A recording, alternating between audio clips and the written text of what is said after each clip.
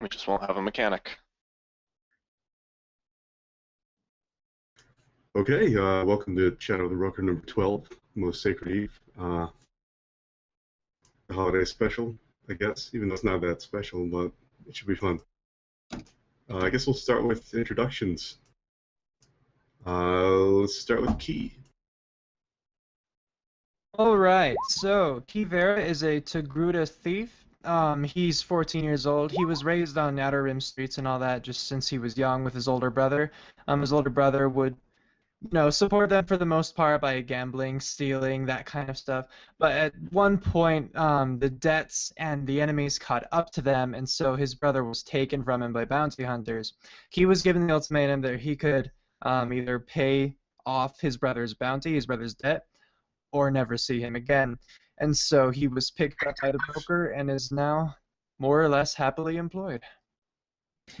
All right, cool. Now, Jeffrey. Alright, I'm playing Jor-El T, and he's a Starfighter Ace warrior. Warrior Starfighter Ace. He was born on his home world of Sheely, where he grew up hunting the albino Akul for their hides' higher heart market value. At a young age, he was recognized by the village recluses having force-sensitive abilities and spent several years learning from his instructor. Unfortunately, Jor-El's family was killed by an off-world pack of raiders while he was away on a force-finding mission and fell to using narcotic spices to forget his grief. This led to his master ending his training prematurely, and Jor-El then left Sheely to seek a new instructor and hunt down the elusive pirate raider, while taking odd jobs as a gunner and pilot for various smugglers. Now that he's found himself broke, he has taken up work with the broker. And sorry, now I'm getting some feedback. This too has led to more destruction as he recently lost his arm to a defel in a close-quartered skirmish. So he stands before you, chain-smoking, deathstick lights with his solo arm. All right, James. So Jokin is a pilot. Grew up learning to fly in his family's shipping business, and so has been for a long time a very solid, basic pilot. But one of the things he's examining, or he's not examining, but he started to tap kind of more into some of the high-flying aerobatics, and is potentially going to be looking at the hotshot specialization. But yeah, he's also one of the broker's strongest rebel operatives, and is always looking to kind of send information or it's their way. All right, Dart. All right, Darren Boge is a Twi'lek who used to be on a reality TV show that just painted the Empire in a good light, showed they had good, interspecies relations, all that sort of thing. And then once the Imperial Senate was dissolved, his show got pulled from the air, and he kind of realized all the crappy things the Empire had been doing that he had been helping cover up, and just felt guilty. So he just kind of drifted for a while till he found the broker, and has then been doing that as work. All right, cool. Kale. Erdogan Sale is an archaeologist. He grew up as a university brat. I've got a lot of that feedback stuff. Okay. Grew up as a university brat. He stopped passing historical artifacts related to the Force and Jedi to the Empire because he suspected that they were being destroyed, and that put him at odds with Imperial customs and academic society a little bit, probably. And he's just trying. That's how he got picked up by the broker. All right, now we will start rolling those narrative mechanics. It's allegation 03. All right. That trips on Count Nor's radar. So obviously everyone take off. If it's a group allegation, this is still just one each, right? One strain each? I think so. Yeah. I'm not actually sure how Tommy was ruling that. I think the point there is just that everyone has it, no matter who's in the group. Yeah, let's just go with that. One strain each then. Yeah, and I believe he ruled that if it falls, well, it's part of the book also, if it falls on someone's obligation, if their obligation is 3, then they take 2 strain, or onto their threshold. Right, if it's your obligation, you take 2 strain off, but since it's none of ours specifically, I think it's probably just 1. Yeah, we'll just say because it's a group, it's just 1. Works for me. Duty. I don't think that. Nope, it doesn't. And morality, that will match the lower one, which will be sail. Irritating and kit. Sail. Right. Good. Very good. All right. So no duty and obligation. Now we will all roll our force points. Or rather, you will all roll your destiny points.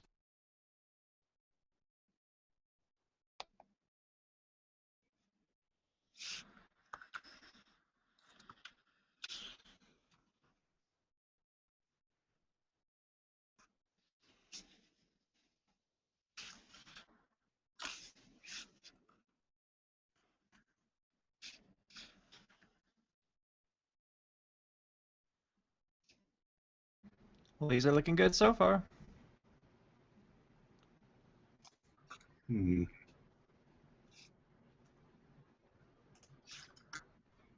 So that would be 4 black. All right. There we go. All right. So this adventure starts back on the goddamn coronet as usual. I'm so sorry. Fucking A. Anyway, the agents are all sort of hanging out, doing the usual off-time thing, sort of oblivious to the sort of greater goings on in the galaxy, obviously, because no one wants to think about that all the time.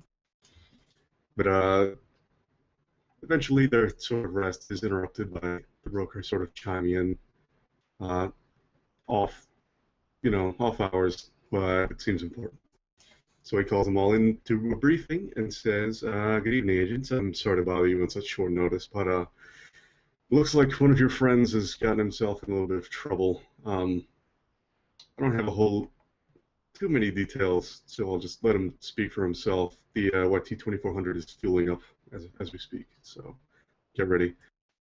And the voice cuts over to a recording of someone that some of you may have worked with before, named Docs. And the recording is kind of a shoddy one. Looks like it was through a comm link from a small distance away, and some background noise of like machinery and stuff like that. And he says, "Hey there, broker. Me have a little problem. I don't have too long to record something, but I might need a little bit of help. I know you're good about sending like 5 or 6 guys to rescue a friend in trouble, so if you don't mind, could you extend me the same courtesy just this once? I promise I won't ask for anything ever again. I don't think I have very long, so that's all I can really say for now. I'll include the coordinates. Just get someone over here soon. Thanks." And then it cuts off, and the broker cuts back in, and he says, "That's all that was sent. I don't really know much about the circumstances, just that he disappeared like about 2 weeks ago. And this is the only thing I've been able to get, so I'm sorry for sending you in with such little information, but I don't think it'll be too dangerous. Any questions before you head out?" Where are the coordinates leading us?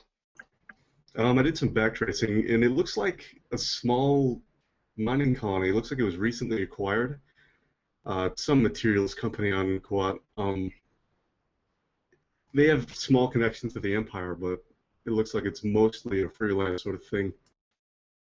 There's only one settlement on the whole planet. It's a small planet, but it's just a small mining operation. The whole planet isn't really suited to any large strip mining or anything. I guess we don't have much to go off of. Let's just go see what Docs needs. All right. And if there are no other questions, Let's head for the ship. all right. Crew loads up in the ship, and they start their little trek on toward the mining planet. It doesn't take too long to get there in hyperspace, and as you exit hyperspace, you are greeted by this pale green world. There are quite a few obvious large lakes and rivers, spider webbing the surface and sort of giving this mostly featureless world kind of like a sickly glow almost. But overall, everything you can see of it makes it look like it's pretty much habitable and comfortable in terms of climate, things like that. Nothing's under scopes, no ships, no anything like that. And as you approach through the atmosphere, and you're not even hailed, you come down and you see sort of this small colony in the distance, about the size of a small town. It's got just some basic metal walls around it, and there's prefabs on the ground, little just houses, and then at the center, there's kind of a more official-looking building, but nothing rises up over like 3 stories.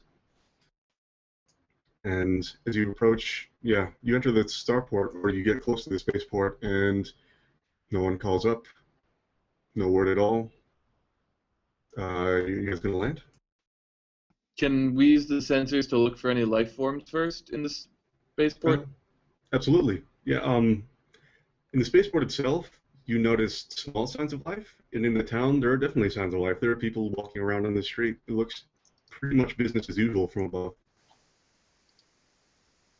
But the starport didn't have regular humans that had smaller stuff? Well, I mean, just a few. I mean, Oh, small, and not plentiful, not yeah, just a couple people. not like it's all rats or something. No. Iska. Well, guess we may as well land. Yeah. Right. So you guys sit down without issue. Because it's a small time operation, there are only really like 3 landing pads in this whole place. They're all pretty much open air in this spaceport. It's not a big official thing, and they all just kind of connect to this little terminal. And the only other occupied landing pad has what looks like a sort of luxury model light freighter in it, and that's it. So as you guys sort of exit into the terminal, you don't really see anyone around. Just a lone astromech droid just kind of scurrying along, doesn't even beat back at you if you yell at it. But up near the entrance, you can see sort of a bored-looking older man sitting at a desk.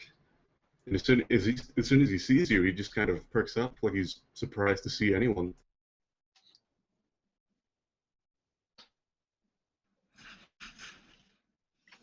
And if you guys approach, he says, well, I didn't think we'd be getting any more visitors. What are you guys here for?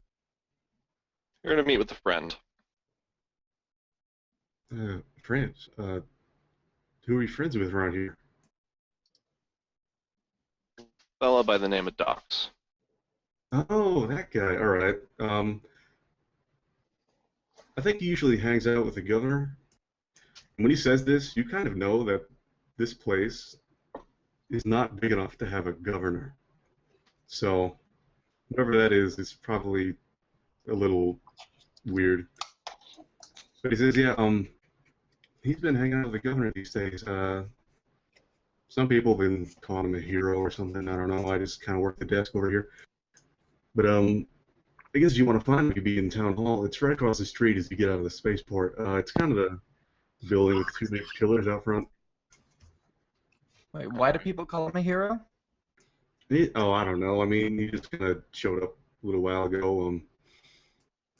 I guess you did something. People kind of took the life of him around here after the past few weeks. What do you think about him? Do you like him?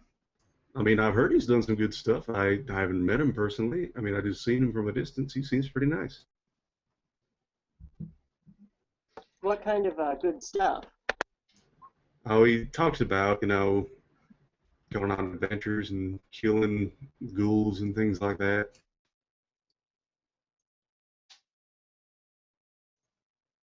He tells people about, living right and doing good things for others and things. I'm not really an expert. Fair enough. Thanks for the info. Let's go see if we can find him. All right, so as you guys exit the spaceport, you actually see right across the way.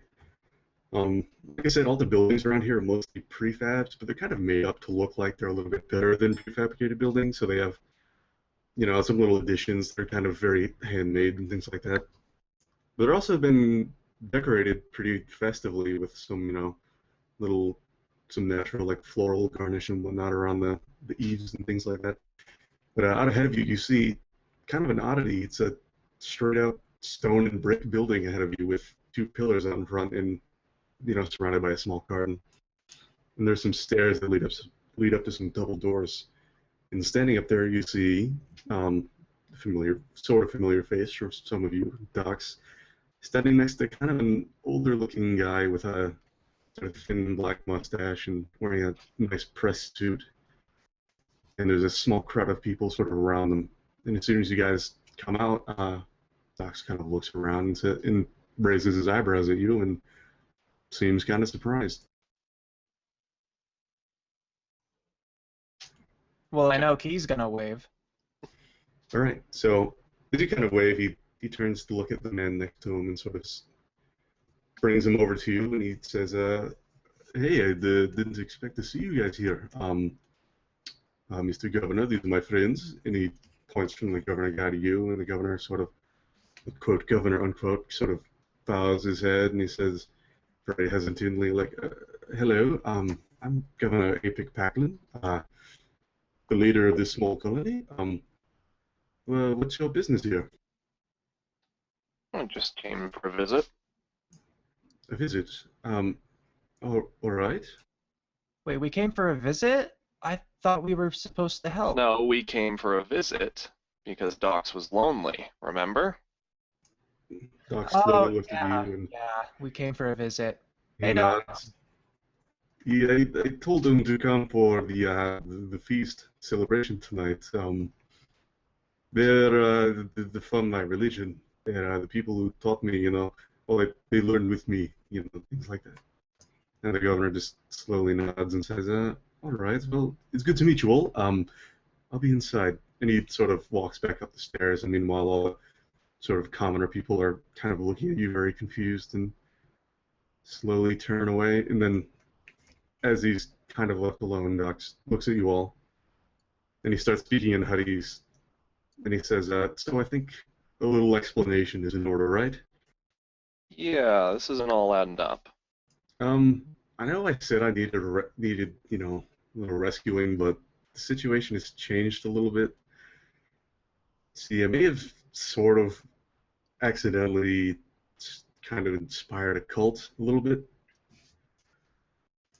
but that's not really the problem anymore. I mean, the people here are actually pretty nice, and there aren't really many problems with them. The problem is that governor guy. I think he's kind of hijacking this whole belief angle that all these people have right now. Hmm. I can't really put a finger on what he's doing, but I know that he's planning something pretty bad. It's kind of you have to kind of put it on faith here, but I'd really need you guys' help sort of unraveling whatever this is. Wait, so you just started a religious cult, and now you're asking us to put something on faith? Look, I didn't mean to. I came here to just spread a little cheer. It's part of what I do. But these people kind of took it a little too far. They don't get on much. They're pretty gullible. So the governor's capitalizing on their gullibility. I guess so. I mean, I can tell he's not really into it, but he follows along, and everyone believes him, and they believe in me too. And I think we're both kind of onto each other here, but it's kind of a weird situation. So, what does this whole cult thing believe in and stuff? Well, I'm a devout follower of, well, a certain brand of the sacred way. I kind of believe in doing good and things like that, I mean, I'm a good man. I just like to spread some good feelings in the universe. So the cult is about being nice? Basically, yeah. Oh, okay. So what do you want us to do? All right. Like you said, there's some kind of feast going on tonight. Everyone in town's going to be gathered together, celebrating. And I've heard some things when I've been in his presence, and I know that something is going to happen this evening when everything starts coming together. And I'm not sure what, but it's something. And that's all he seems to really know. But he says, so like I said, I don't really know a specific place to hit him, but I know that all his power here, they don't really have enough people for a police force, but he does have a crew of droids, security droids, that sort of are his only physical power. And if we take care of them, then we could probably confront him in sort of keep things from getting out of hand. But also, the reason why I kind of had to cut things off and why you probably weren't hailed when you came here is I think he shut off the communications. There's a relay at the edge of town that's kind of been disabled, and he, as well as blocking outgoing things, it also sort of interferes with communication within the settlement. And I think that's part of what he's doing. I don't think he wants anything to get out. So I think one of the first things you guys should take care of is getting that comm relay back online. But if we get it back online, won't he be suspicious? I don't know. I mean, he'll be suspicious regardless, but we need to do something. Where are the droids kept? I think they're in the security building. It's a prefab. It's just down the street from Town Hall. It's the biggest building other than the houses. Does the governor live in there, or does he have his own quarters or his own house? I think he lives in Town Hall. It's kind of his own house as well. And also one other thing, that other ship in the landing bay, I think that's his. He keeps it fueled pretty much all the time for some reason, and I think if you can find some way to sabotage it, that might help kind of box him in so he can get some answers. Maybe we can set up the relay to come on at a certain point so that it doesn't get tipped off beforehand that we fixed it. Doc just puts up his hands and he says, whatever you guys want to do, it's out of my hands. Whatever you guys choose to do, I'm going to be doing my best to distract him today. He's planning on inspecting most of the colony, so it's best if you get the comms back online soon, and then tell me where you're heading so I can keep him away from there. Because if he catches you, I'm not sure what's going to happen. Well, if we disabled all his droids first, it wouldn't really matter. I think we should do that. Doc just nods and says, whatever you guys do, it's up to you. You're the team here. I can't really leave his side or also get more suspicious. And I don't want anything happening to these people, you know, Alright. being my fault anyway. You have any idea what the security building's security is?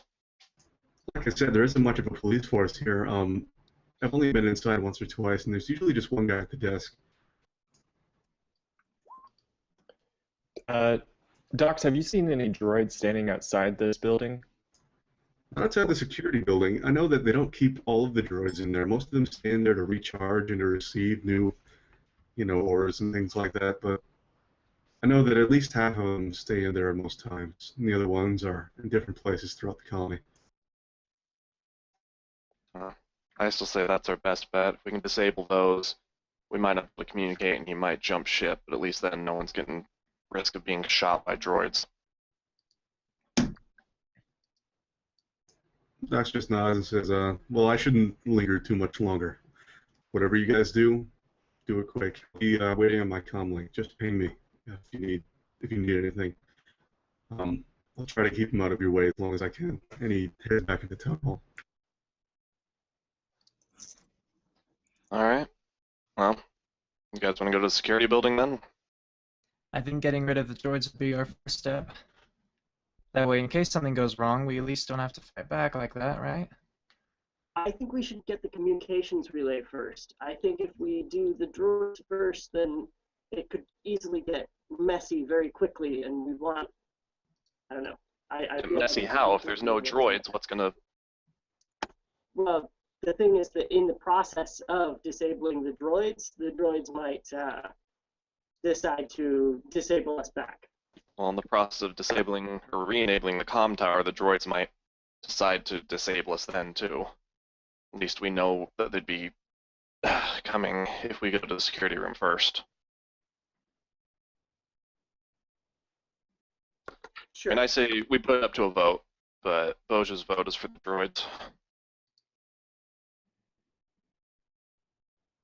And the security droids aren't connected to any terminals, would they? We have to go take a look and figure it out, I guess. Okay, well, if they are, that could make things easier. Just disable them from afar or tamper them in some way. If that would make you feel any better.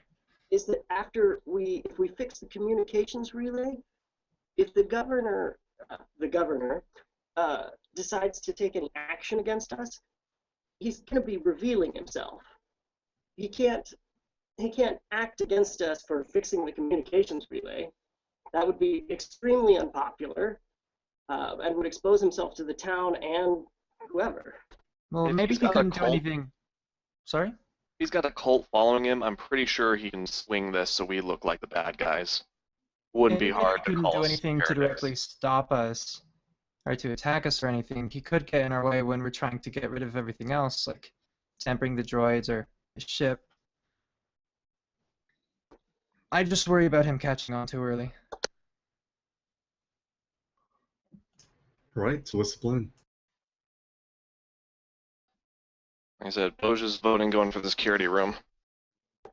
I still vote for the comms relay. Okay, 2 security room, 1 comm. Who else? That leaves Jokin and Droll. I'll vote security, I guess. I've been persuaded by the argument that if something's going to go down, it may as well go down when we expect it. Alright, I think Yeah, that means 50-50 on it, but the governor, no doubt, is going to use his ship as a getaway vehicle as soon as he feels that his facade is up. So, yeah, I'm more concerned about that actually. But I'll go wherever. Okay, so it sounds like the majority is in favor of the security building, so I guess that's where you're headed. And it's actually not too far away. The way you pointed you to was probably only a few buildings down from where you are now. It's a large square building. Looks like it's still only 1 story, but pretty wide. The door isn't locked, but as you enter, you see kind of a pretty unenthusiastic looking guy at the desk. And he sort of raises his head up, looks at you, and he says, can I help you? We're visitors of Dox's, and we heard about the festival coming up, and the tenets of the belief here with trying to help others. We've come to do our kind of our service before the festival. And, we heard the governor mention that the droids needed to be serviced before. Serviced at some point, but we figured our good deed would be to service them before the festival, so that if they're needed, they'll be in top shape. He sort of slowly nods, and he says, so you're a service team? Yes. Oh, so for that one, just give me an average deception. This guy What's looks. going on? Can Key try to sneak away? Oh yeah, sure. Okay. Since he's distracted, just give me again like average stealth. Maybe with a setback, 'cause it's not too conducive to sneaking conditions in here. Does anyone have a point in deception that could give me a little help here? Oh, failed, but I got an advantage. So he's sort of 3. keeping an eye on you out of the corner of his eye, but he's sort of distracted enough with Key that he might be a little bit easier to convince. I have 1 yellow, 2 green for deception, so Yeah. Okay, so I'm going to take you're just going to pipe up. I don't know if you want to pipe up with something, so it'll be a skills assist. I'm just going to mention that, yeah, we're a service team on our sort of a religious pilgrimage. Aha! All right, so he's like, oh, I didn't know we had people like that in our fold. All right, well, the droids are just through the door back there. I think everything should be in order, but do whatever you want. I mean, they're all working pretty well right now, but I think if you can fix anything, it might be nice. I'm going to pipe in here and say, thank you for your cooperation in helping us further the cause. Now, it is important due to our rituals that we're not disturbed while we work. It's sort of a meditative religious thing as we work that we pray. So please, can you keep anyone from bothering us? I mean, I'll try. I don't know who would bother you around here, but yeah. One more thing. Is there a way to be sure that they won't shoot at us? Well, the ones in there are all recharging. They should be just deactivated. Oh, Are there others around the colony at the moment? Yeah, he looks down at his desk, a little monitor, and says, there are about 6 deployed right now. Okay. Eventually, we'll need to take a look at them as well once they come in for charging. Oh, well, they might not be in until later tonight, so can't really promise anything. All right. Fair Well, enough. we'll take a look at these, and and if we end up needing to put out a recall order, we'll be in touch with you about it. Okay. And he just kind of goes back to whatever he's doing at his desk, probably just reading something. And yeah, there's a door like right next to the desk to the left, that leads into a back room. All right, let's head in. Go through the door. So as you guys head in here, you see sort of the room has like 2 racks on either side, and it looks like there are about 12 slots, and 6 of them are occupied right now, and 6 are empty, pretty much just like you said. The droids themselves look like they're almost approaching like luxury model, like security droids. They might have been some kind of riot control things. Is there a way we can kind of overcharge the docking port or something and try to fry them that way? Yeah, that'll be a mechanic sort of thing. You can use whatever skill you think is appropriate to try to mess with these things. Well, I'm wondering, what are their weapon systems? I was wondering if we could just disable those so it doesn't look suspicious until they start firing. It's not a bad idea. I like that. Are they Yeah. built-in weapons, or do they hold them? They do look like they have some built-in weapons. It looks like they have some kind of barrel attached to their right wrists on each of them, but they also have an external, like, stun baton sort of thing. Why don't we just confiscate the stun batons and Joe can maybe see if you can disable those. Well, can you use skullduggery to disable? Considering it's tampering? Yeah. Okay, so I could help there. 2 yellows, 2 greens. So what I was thinking for the kind of built-in blasters, it sounds like they've got, was kind of not really defacing them so that, like you guys said, they look normal, but kind of interrupting the power supply or something like that. Yeah, just make it so they fire blanks essentially. Right. Actually, yes. I would rather not have them totally deactivated, but we'll just attenuate the blast so far down that it wouldn't even Dissipate before it. Yeah. If it hits you, it'd be like not even like a little remote hitting you or something. Can we just, I'm sorry, but I mean, even if we disable their blasters and their stun batons, they're still going to be able to hit us with the stun batons. I think we're going to take the stun batons. They'll still be able to hit us with their, hard droid bodies. Wouldn't it make more sense to just disable them completely? That works for me as well. Yeah, we can try it. So I would Just go a little more noticeable. Look normal still and just try to overload the power supply or something like that. Okay, something like that would be like a hard mechanics. And if we do that, I'll upgrade it. And I'm going to take Kivera's super boost, and I've got a toolkit boost. All right. Okay. So for most of these droids, it's pretty easy to just you find a pretty easy way, especially in the recharging stations, to sort of feed a little more power than they're supposed to be able to take into their charge packs, and they kind of sputter out. Some of them shoot little sparks, and they just kind of slump over a little more. And can I have the advantage make it so that people won't notice that we've done this? Sure, it'll be harder to detect. Let's see. Even though they're disabled now, can I still try to tamper with their mounted guns? Just in case yeah, they sure. happen to come back? Yeah, go ahead. Good call. You can use skullduggery for this? Yeah. Alright, yeah, it'll just be a hard skullduggery. Okay.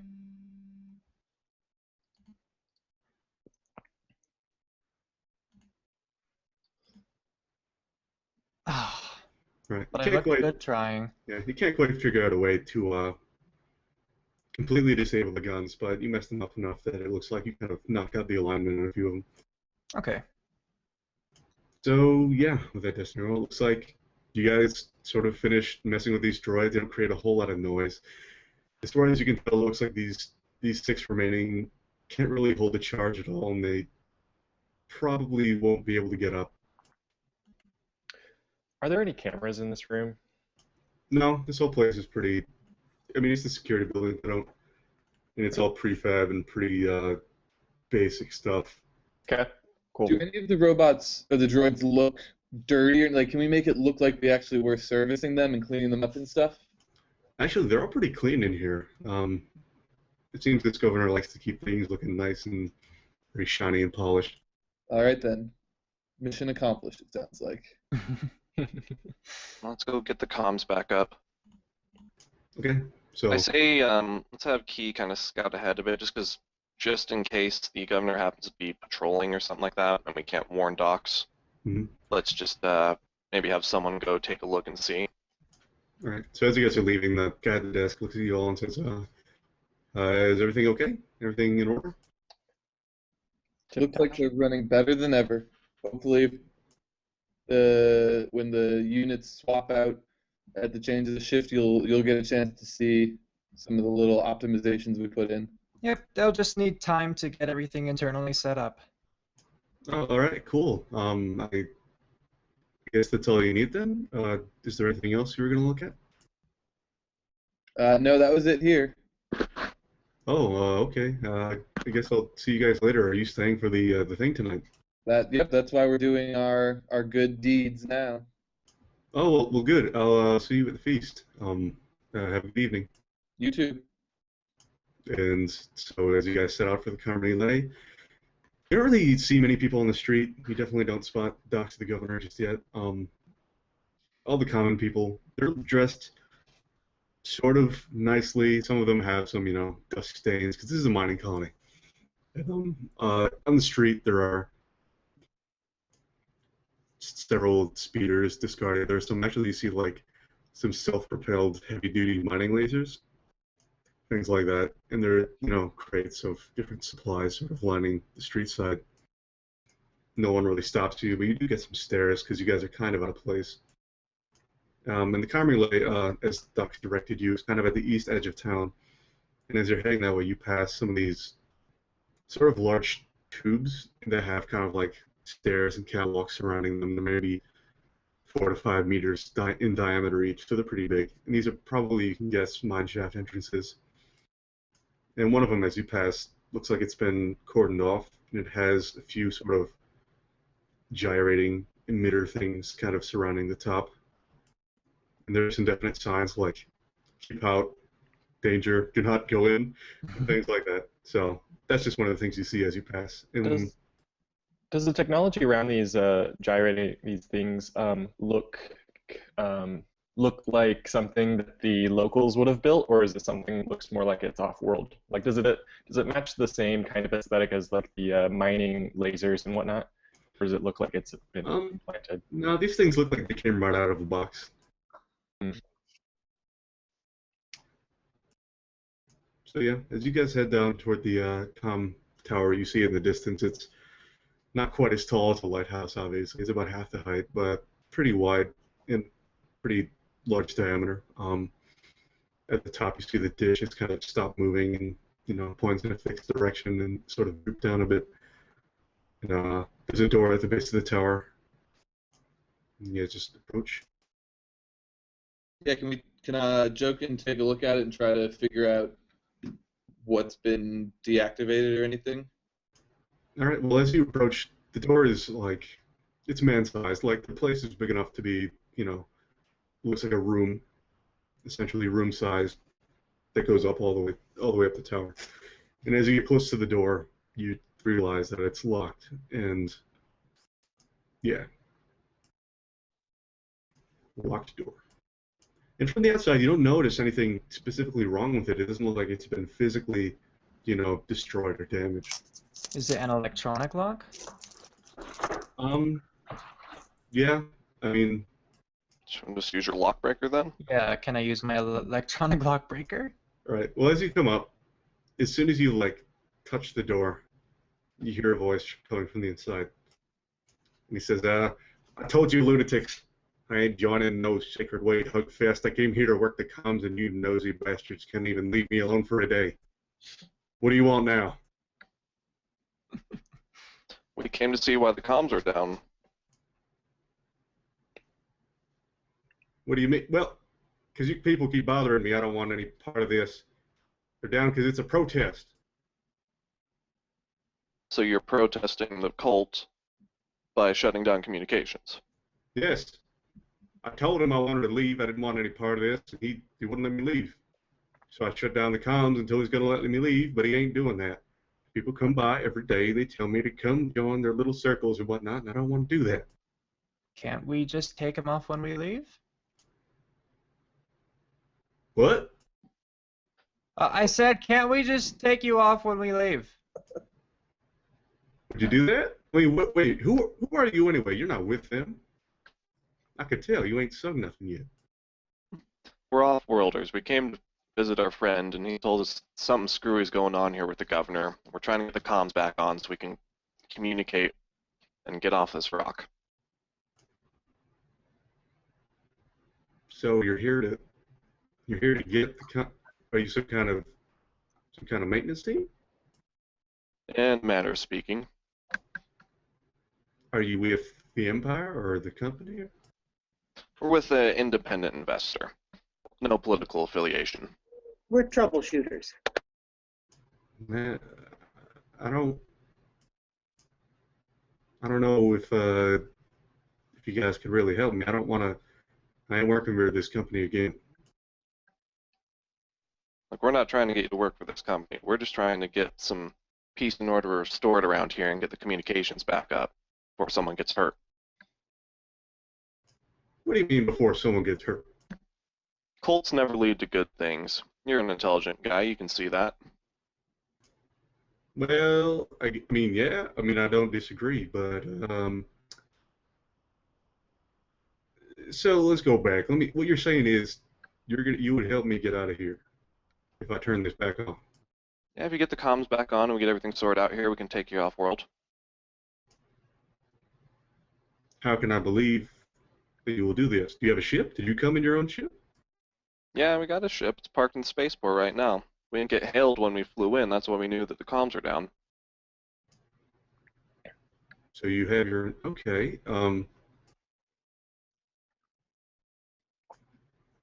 Okay, I'll do it. Great. And as you're talking to this guy, up the trail behind you, you hear Dox and the governor speaking. Dox seems like he's kind of very hurriedly trying to distract the guy, but the governor kind of stalks up behind you and he says, hello, is there something wrong here? No, nothing wrong. Just surveying this fine little colony you got going. What are you doing with the tower? Do you know the man inside? Can't say we do. Just noticed that it wasn't spinning and wondering if you had it shut down. If it's broken, we could help fix it. I don't think it's broken. I think the man inside is just a little bit indignant or something. Are you? He just looks back at Doc, and Doc says, hey, why don't we go and let's go look at one of the mine chests. The governor kind of looks back and says, you're right. Very good. And he just turns around and the two leave. So the guy inside, after the governor leaves, is like, oh, that stupid governor. All right. So if you take me out of here, I'll get this working. As soon as you're going to leave, you come pick me up, and we'll leave. You got a comm link? Yeah. He gives you his number. He just tells it to you through the door. Once the communications are back up, we'll try and come grab you, but if we can't reach you, we'll hail you on there. I can do it right now. It's not broken. I just turned it off. And he hits a button on the inside, and you can see the dish just start slowly turning again. All right, that works. Hmm. Before we go, what do you think of the governor? Oh, if you ask me, the guy is a little bit full of himself. You saw the big brick building and stuff. He's got his luxury model, everything. I mean, hell, he's just a mayor. He ain't a governor. What's he talking about? I heard he was a hero. No, the hero's the other guy. I don't know what his deal is. Kind of a weirdo, if you ask me. The governor just kind of, he's always been the leader around here.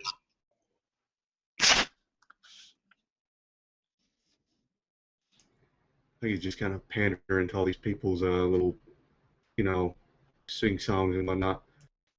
But yeah, if people bother me, get out here. Let me know when you're gonna leave.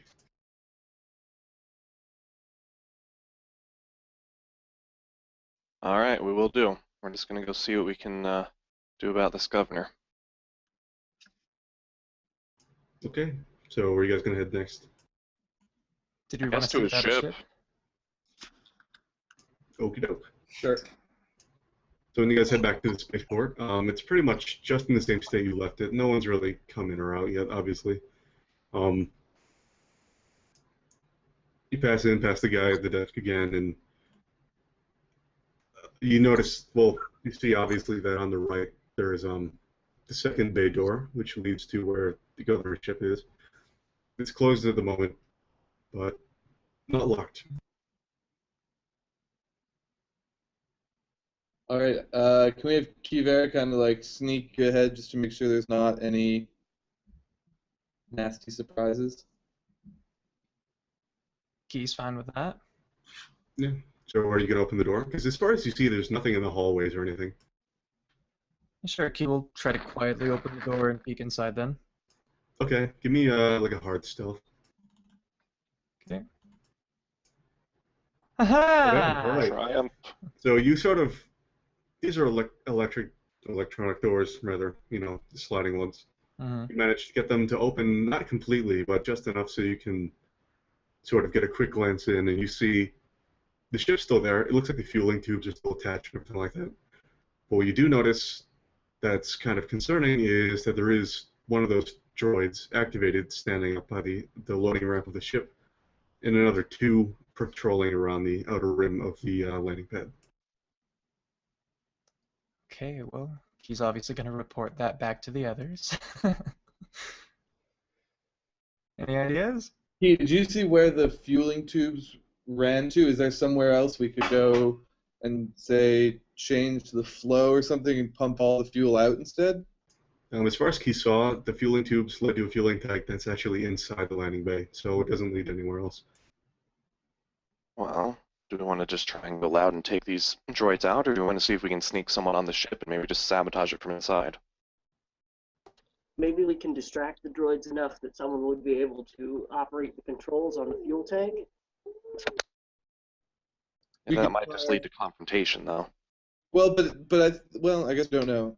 Is there any way to convince security that we're the maintenance crew?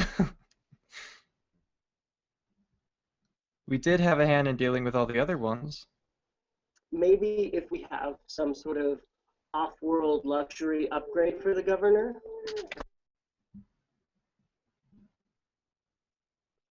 And we offer to install it on his ship, you mean? Yes. All right, whatever you guys want to go with. So do we want to tell them that whole upgrade thing and that they're wanted back at security for maintenance? Also depends on how intelligent these things are. They might not listen, or they might just, radio back to the governor to get confirmation, which will put us in hot water pretty fast. I suppose no one has a comm jammer. Nope.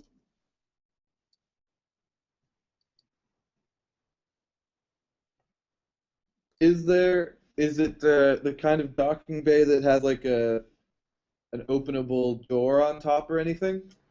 No, it's actually open air. The whole top is open. Are there any uniforms lying about? Not really. It looks like this whole spaceport is pretty much manned by droids, aside from the guy at the desk.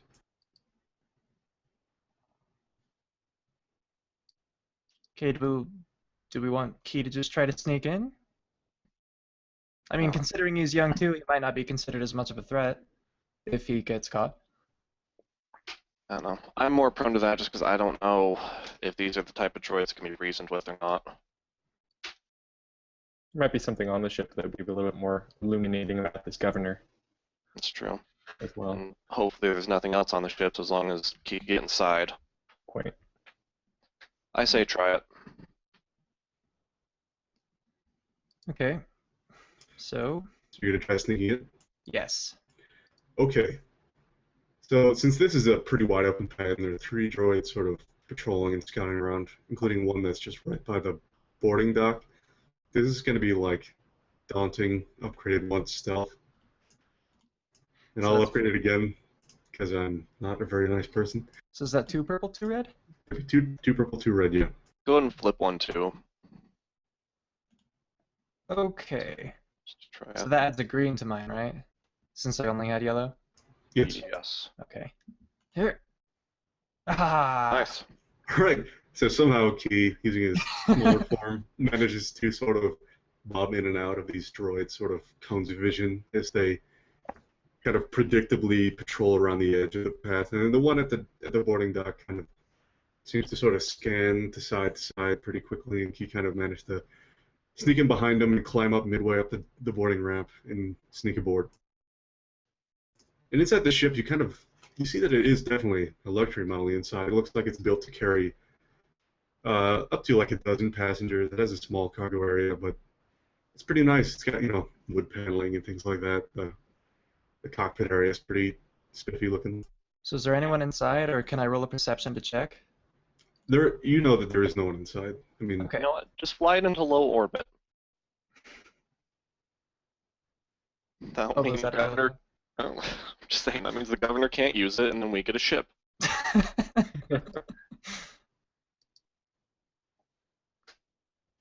Okay, well, hey, he's got his comm link if you guys want to communicate with him. Honestly, Bosch is willing to suggest that unless anyone else thinks that'd be a bad idea. But right now, it's not like this has any orbital defenses or anything else coming in. So So what?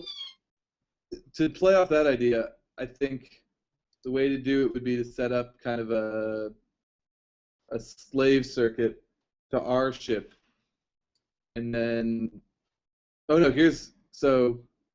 me think. I think we should kind of set an autopilot course so that we have a chance, because we need to get Key back off the ship. That'd be preferable. Yeah. So I think we set like a 10-minute timer or something. that might be a little more involved. yeah, doing something like that, it's probably a pretty intricate computers check. Okay, so then I'm trying to think of the simplest thing that we can have Key do, given that Key doesn't really have any skill as a pilot, right? No, just the natural agility. Then again, if it's just a matter of taking off straight up and then, flying into low orbit, it shouldn't be that difficult either. Or not even, I mean, getting it to fly into orbit would be nice, but yeah, really we just need it to take off. Even if it just covered 100 meters up, like that's But then, even if we did pull that off, wouldn't Key still be in the ship? But that's why I'm saying, well, we'd use the nav computer to set like a timer, like a waypoint program or something. That just might be getting too complex for what we have. Well, it would be like setting a GPS basically. I think it's not a super complex. Wait, so we could just like set the computer to send a Right. relay? So as this is happening, as you guys are kind of relaying with Key about what to do, you guys kind of look over and you see two of the other droids walking into the spaceport, and they kind of ignore you a bit, and they walk straight into the docking bay where your ship is. Let's follow them, guys.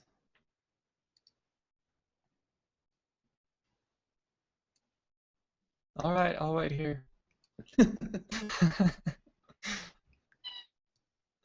gonna say, why don't you three go check out the ship. Boj will stay like in between in case we need a runner between Key and the ship. Okay. Just so we're not like leaving him completely alone. Sounds good. And Key, while they're doing that, just search the ship, see if you can find anything. Sure thing. All right, we'll cover that first then. So can you do like a hard perception, I guess? Okay, you don't find anything of particular note. It looks like he's done a good job of keeping this ship pretty much clean. But in searching around, you kind of get a better idea of the ship, sort of its system, its layout, and the way it kind of is all built. So if you want to do anything to manipulate the ship, you'll get like a boost to that. Okay. And nothing loose of value, I suppose. No, it looks like he's whatever sort of valuables he has, he doesn't keep open in his open ship. Darn. So yeah, the others of you follow those two droids into your landing bay. Yes. Okay. As you enter the landing bay, you see the two droids sort of wobbling, essentially up to your closed landing ramp. I'm assuming. You left it closed. Yes. And they, as soon as you guys sort of come within earshot, they turn and they look at you, and you can sort of see the gears turning in their droid heads, and they just say, "This is a restricted area. What are you doing here?" This is our ship. What are you doing here? This is a restricted area. Restricted from you. Good comeback. What? Droids are obviously not the most intelligent. We got clearance from the governor? The longer you wait there, they sort of, it seems like they're going through some checks in their heads, and that one of their arms slowly starts to raise, one of them reaches for his little stun baton. Please vacate the area immediately. No. Excuse me? One kind of tilts his head and kind of Droid branches. has sass. Like I said, Hey, see part protocol droid. this is our ship.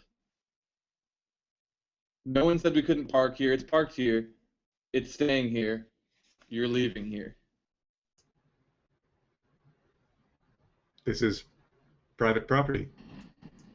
Your ship is not authorized. Please leave. It's not authorized, but it's not also unauthorized. No one has said anything to us. We've already parked it, so tough luck. All right. You're technically not lying to this droid, so I guess this would be more like negotiation. But it's clear that he's not very quick on the uptake. He's kind of very stiffly programmed to do whatever he's supposed to do. So give me like a daunting negotiation. Is that 4 or is that 5? That's 4. I'm really excited to see how badly this goes. In that it will only go badly. Or could it be coercion? That doesn't make a difference. Oh, okay. Could be coercion, but yeah.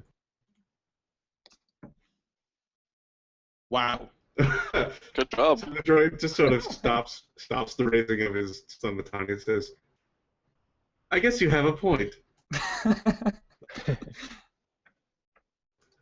And then the two sort of look at each other. It seems as if they're sort of conferring over whatever sort of net they have going on. And they just kind of chitter away, wobbling back and forth again, and kind of look at you over their shoulders as they leave. And yeah, they're gone. All right.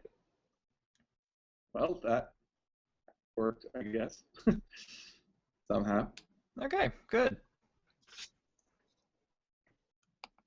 So meanwhile, you still have key on the governorship in the Yeah, closed can landing you bay check? with the 3 droids still in there. Can you check the computers, like, to see if it's password protected and all that? Yeah. I mean, if you look, it is definitely password protected. Is it password? Try No. guest.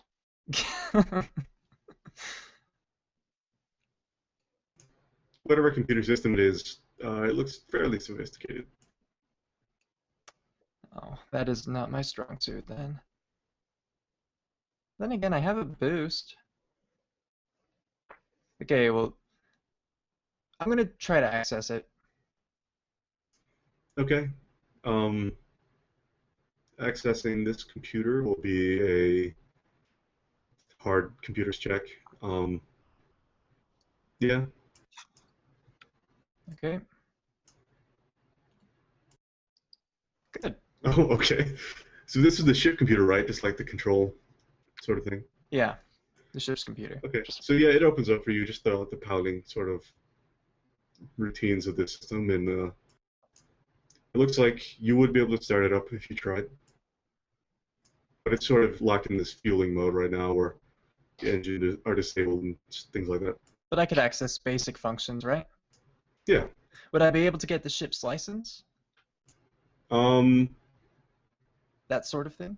you'd be able to, you'd be able to get like its identification. You'd be able to copy it somehow. I mean, you I get have to look at I it. have a data pad. Yeah, you could copy the information to your data pad. You wouldn't be able to like, you know, take control of it or replace anything. But you could copy it. Right, yeah. More for future tracking purposes and whatnot, just in case. Can he voice lock the nav computer? I like it. That would be a further computers check, I would say. If you want to try it. Well, after I get everything copied. But then, sure. Okay, give me a just give me a daunting upgraded once computers check. Okay. You can do it. Can I flip? You can try. Like, would you guys mind? Go No, for do it. it. No. It's still not a fantastic roll, so. It's worth a shot. Okay. Nice. All right, so you managed to get it in such a way that this sort of the basic functions of the ship will now only activate if you speak whatever code you deem appropriate. Whatever code. Yeah, yeah, you basically give it a voice password now. Oh, so is it actually registered to key then too? I mean, essentially, you're the only one who can control it at this point. Yes. Oh, fantastic.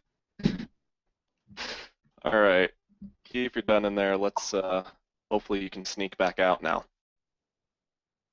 Oh yeah, that's probably a good thing to try. Yeah. Yeah, there's nothing else that I can see. The ship seems to be dealt with, so yeah, I'll try to sneak out. Okay. Alright.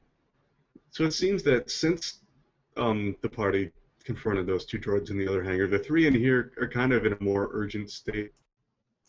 They're patrolling a little more quickly and looking around a little more enthusiastically, I suppose. So let's see. Coming in here was what? It was daunting upgraded once, right? Something like that. I believe it was. Actually, it might have been upgraded twice. I think you flipped to upgrade it twice. Yeah. So we'll do the same thing then. I'll flip again and I'll upgrade it 2 times. So it's 2 reds, 2 purples. Because they're a little more heightened, let's go to setback. Though actually, considering Key has already gone through once and knows their basic patterns, can we remove the setback? Yeah, Or sure. You're not really supposed to. Remove a Or setback add a switches. boost then? Sorry. Alert them or alert period, but if you have an advantage on them, then you would get the boost rather than remove. Well, I just figured they're just really patrolling faster, right? I Not suppose. patterns. Well, they are searching wider patterns as well, and also. Okay, I'm fine with the setback. I was just wondering. Yeah, okay. Yeah, that's fine then. Keep the roll. 2 reds, 2 purples, 1 setback. Oh, that's true, I think. Well, Well, he said that's he had stealth. threats from the computer accessing, and that's part of the setback. It was on my last stealth that I had an advantage, but I'm cool with it. Alright, go. Dang it. All right. So as you sort of dismount the ramp, you kind of misjudge how well you should take the fall, and they all definitely trick their heads immediately in the direction of where your feet hit the ground. And the droids immediately go, "What are you doing here?" Key is going to immediately stretch his arms in a yawn. Say, oh, sorry. What did I miss? I came in with the governor and just woke up. The ship has been fueling since this morning. It hasn't left in 2 weeks. I know, right? Talk about being tired. All right. Give me like a daunting deception. Oh, like droids know anything about sleep. Okay. To Gruta hibernate, right? Ah. That is preposterous. Put your hands up. That is So I suppose they're already up. Get on the floor. I am on the floor. Don't get an attitude with me, mister. And he pulls out his little shock prod. And he fucking swings it at you. From a distance or to the point where I could connect with my body? Well, this is the one next to the ramp, so he's like standing right next to you. Okay, then. So yes, I guess basically as the start of his, he's just gonna make a straight up attack, and he hits you for what is this? 7 damage to strain. Ow, bugger. You still get your soak. Yeah, you do. But yeah, I guess this is initiative, but just for Key at the moment, unless anyone is gonna immediately run in to help him. Boj was waiting at the door, so he'll run in.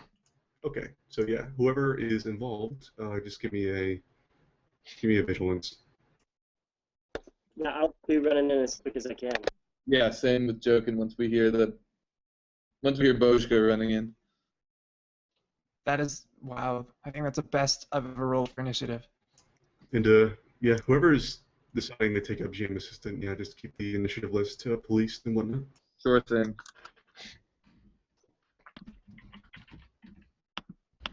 Jarrell's halfway through Death Stick, so he says, forget you guys. Hey, fellas, I will roll initiative. 2, 3. Okay.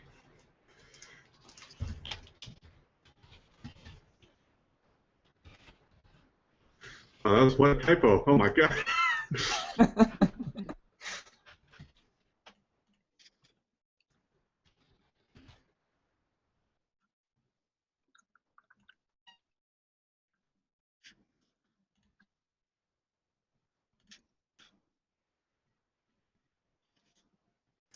Alrighty.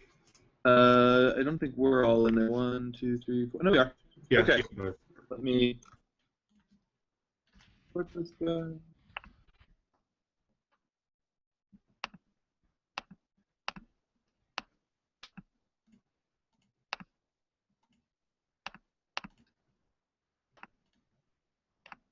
All right, it will be PC, PC, PC. So 4 PCs, a droid, another PC, 2 droids.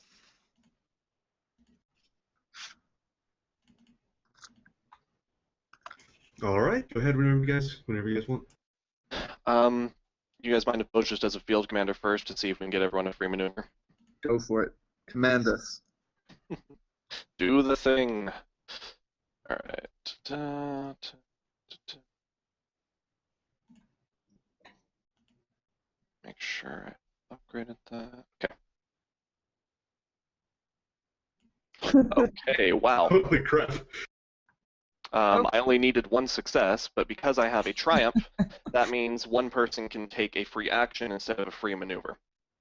Jokin could pop in and take a quick shot from the door or something. I mean, whoever wants to take, like, basically, everyone could take either a free maneuver, or it costs 1 strain, sorry, but everyone can take a maneuver and 1 person can take an action. So however you guys want to decide that. Does Jokin come out this time as one of the more combat-oriented characters? Yeah. Okay, so maybe he'll take a free action, or a 1 strain costing action. Okay. And if you want to, well, I guess whichever one you want to shoot for. I was going to say if Key wants to move away from engaged Possible. range. He would like to, as he's starting to get down, as I'm complying, just somersault forward instead. Okay. Just, Yeah. yeah, to get away from the bad people. So everyone just mark a strain and you can take a maneuver however you want to do that. So add a strain? Yeah. Okay. Alright, and what range are we at for those guys? Counting up. All the droids at the moment are within short range. They're all on your side of the landing pad. And they don't have adversary or defense or anything? They're adversary 1. Great. So Jokin's free action is incoming. Is a shot at the one formerly standing nearest to Key. Okie doke. Wow. Alright. Most excellent. So that is 7 damage, pierce 2, and I have, and then I will crit twice. We'll crit with an upgrade.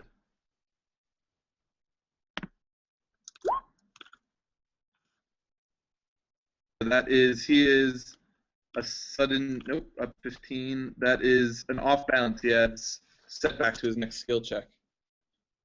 All right. Okay, and 7 then two. awesome. Then Kale moved, Key moved. Drell, did you want to take the one strain maneuver, or are you good? Sure. Yeah, I'll run in there. Okay. And then if that puts everyone at short range, Boj will take a strain to do his Inspiring Rhetoric as a maneuver. So it's going to be the same roll. Yeah, not as good. We'll give that to Key. Key, you can recover 3 strain, you get a boost for the next 3 rounds. Oh, thank you.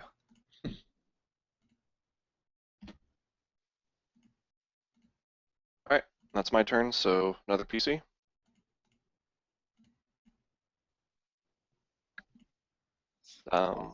Joking, you could just take another shot and try and finish that one off. I'm going to aim twice and take some strain. Who is playing with that? Let me just find my strain.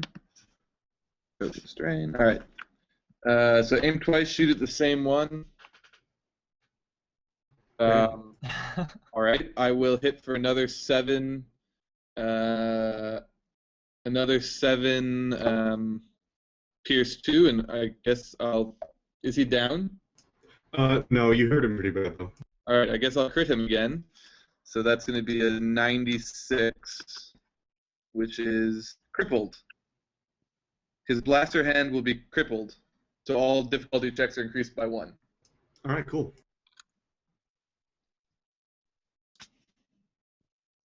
How many were there again? There's 3. 3? Okay. Cool. Another PC? I think I want to fly and tackle one of the uninjured droids. I know you could fly. Right. Usually grappling stuff is like a brawl check, so. Oh yeah, brawl is like grappling and things like that all in one, so it would just be like a brawl attack essentially. And then if you hit, it would be grappled. And I'm okay, great. Oh, All right, yeah. Nice. So you run, leap over, and you just grab on top of one of the droids, and he, falls under you.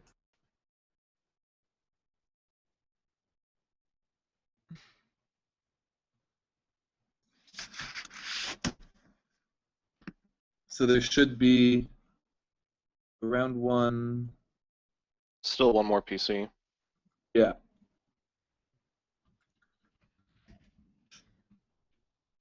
Let's see. Once I have him grappled, can I use a maneuver to give a assist to anyone who tries to hit it?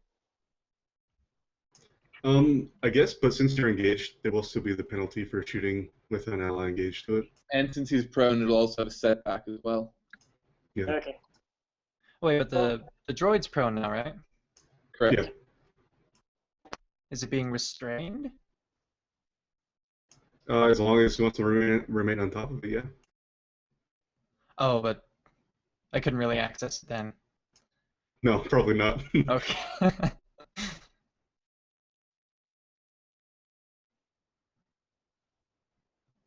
So we still have. It's either Key or Jaral, so one of the Togrutas need to go. Are there any terminals in the room? Yeah, there is one over by the fuel tank that has the tubes leading up to the ship. Okay, Key's just gonna run over to that. Just a move, and then standard, could he try to access it? Sure. Give me a hard computer check with like 2 setbacks because of the combat going on right now. Okay, I'm gonna get 1 setback though for bypass security. Okay. Oh, hard you said? Yes. Okay. Dang. Right. Yeah. In the panic, you can't quite hack into this. Mm-hmm.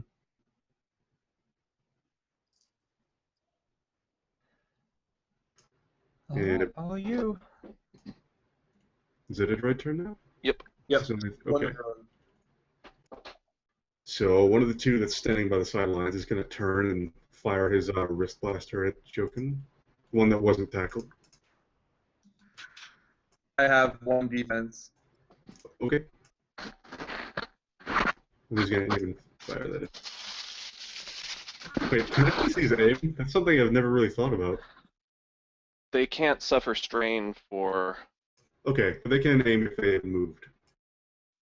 Yeah, I think they just can't do the suffer strain if they. Yeah. Okay, so yeah, so 1 second. He hits you for 9 damage. To strain. It's a stun blaster. Oh, okay. And yeah. Wait, did he tackle the same one whose arm I had I think maimed? that was a different one. Yeah, I have it written down as a different one because I'd assumed that was the different one. Yeah. So yeah, that's him done. Looks like it's 1 more PC. Yep. Drow. You got this. All right. Darrell has his vibro sword out and would like to slash at one of the droids. Go with the one that's tackled, because then you don't take any penalties and you get the boost for it being on I the just ground. aim for the neck. All right. Yeah, I'm gonna Coup de grace. draw that guy.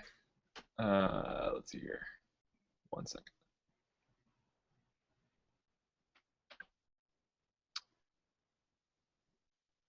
Ah, there it is.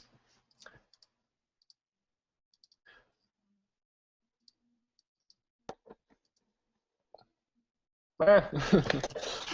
All right. He would have had a boost, though, because he's prone. So just roll a boost by itself. Wouldn't you had 2 as well as Kale? There was said just. he was. Sorry, I didn't mean to roll it all at once. There was only 2 advantage on that boost, though. All right. Okay. So yeah, Why don't you pass the advantage to help Kale keep it restrained, or Erdo keep it restrained? Sounds good.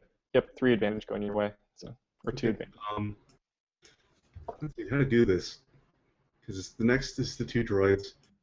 Should I do like an opposed brawl I between was going to say something like that. Kind of think of it like gaining the advantage, sort of. Just you're gaining the advantage in a scuffle, sort of, maybe. Okay, yeah. So we'll make an opposed brawl. What's your brawl skill? What's Erdo's brawl skill? It's just 2 brawn. Okay, so it looks like it's an even match. But I guess we'll add those boosts to that then, right? So we'll give the droid setback to do that. Cool. Sounds good. So he tries to get his way out, and he can manage to wrestle out. And then the one that was just crippled, he sort of jerks around a bit and attempts to raise his arm to fire. But He also has a raised. setback from Yep, and he has a disoriented.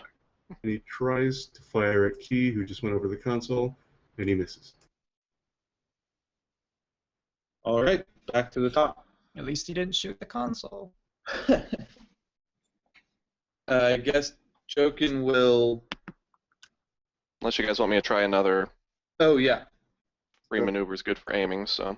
Or could you intimidate them? Oh no, that's not Try, presence. but I don't know that would really be useful at this juncture.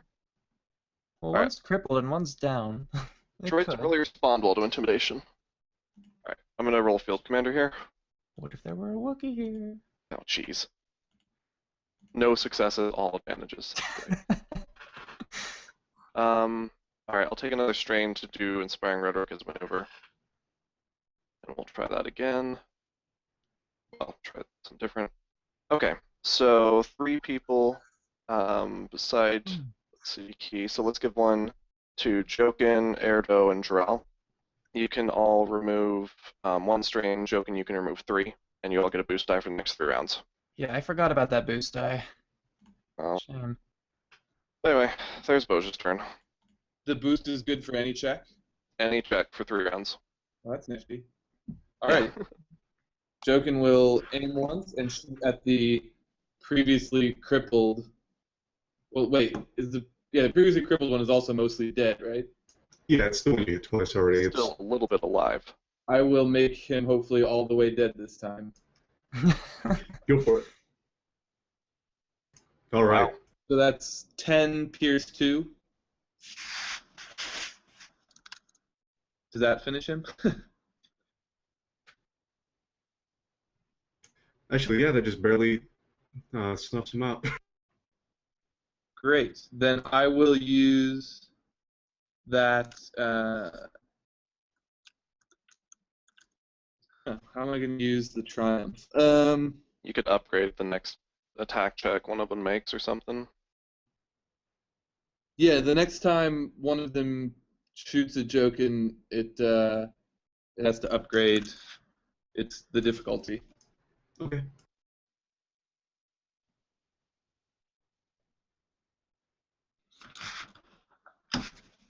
And someone else is up. Just out of curiosity, was that droid 1, 2, or 3? That was droid 1. All right. I want to take my maneuver to aim, and then I want to try and either restrain him enough that he might be able to access his droid brain, or, I don't know, open up a hatch and unplug something. Okay, yeah, it'll just be another brawl check if you're just trying to manipulate him or keep grappling, essentially. Oh, All right, Well yeah. done. So you basically have your way. You can do whatever you like with his chassis. Keep him held down. That's some good phrasing there. does he call Key over after that? Yeah, I'll try and make it so Key can slice him or whatever. All right. Well, we got another player slot, so go ahead. Okay, well, hearing that, yeah, Key's gonna take his maneuver to run back over.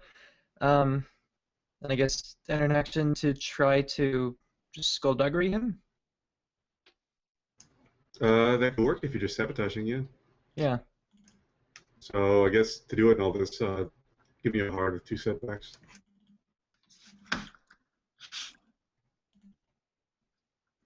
Triumph, but a failure.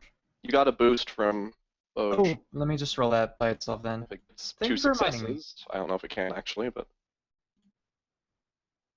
I got a success, so no failure, just a triumph. still technically a failure. But But a triumph. Yep.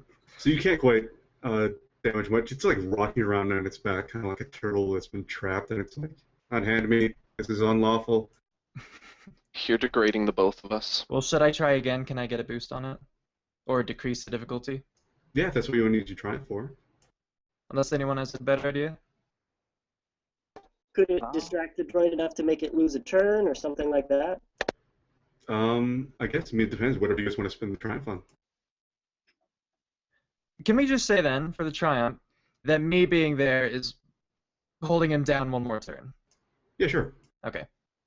So we have at least one guaranteed attempt. Cool. Okay. I believe it's droid 2 now. Yep. Droid 2 is pretty much unscathed, so he will.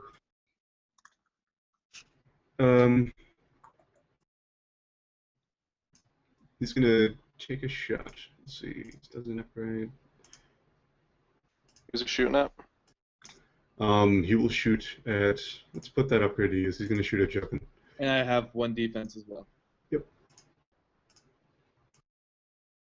And he misses.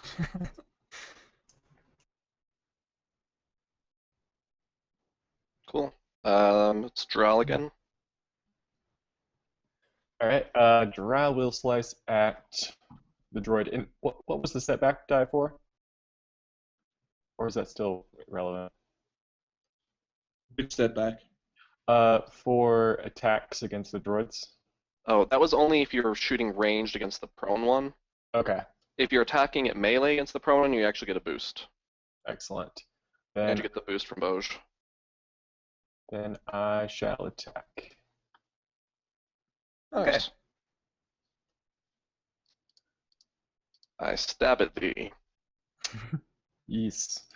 Okay, so that is. Sorry.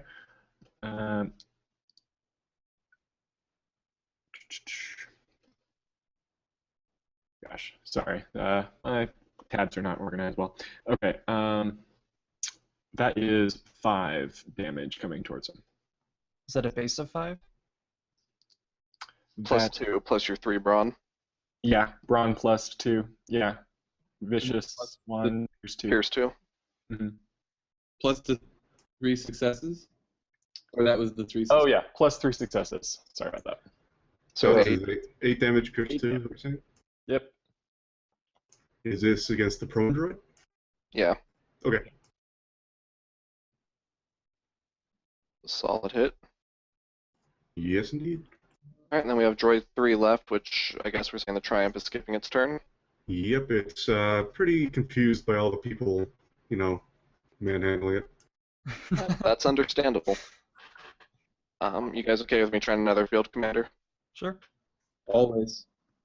I figure if I can get more Triumphs, that's always a plus. And I'm just rolling horribly. Okay, for now, then, just for my maneuver, because I don't want to take any more strain. Actually, no, I'll take some strain. I'll see if I can wipe. No, never mind. I'm just going to pass an assist to Jokin, just a regular one. So, All right. in addition to the Inspiring Rhetoric you still have. Oh, that's right. I forgot I still have that.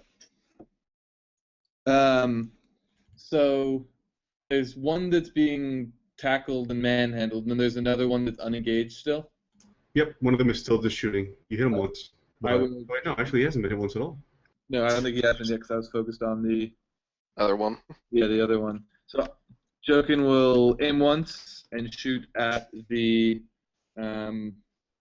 other shooting one. Okay, Nice. nice. So that's 10 damage, pierce 2, and the crit Nice. is 83, which is probably not. Winded. Until the end of the counter, they can't suffer strain, which doesn't really do anything for him. Oh. Or gain additional maneuver rate, yeah. So, oh well. So you hit Still, him. it's a crit. It'll make the next crit worse. Yeah, you hit him pretty good. His chest is very scarred up, and one of his panels kind of flies open, but he's still functioning. Cool. Alright, we have 2 more PCs. Can Key just try Skullduggery again? Sabotage him? Yep. Go Okay, for it. would that hit from, is it Dural? Would that do anything with the setbacks? No, I'm still there. If anything, it would make it more confusing, but I'll just keep him. That's what I was wondering if it should go higher or lower. It just Nah, just keep it. Cool. Success.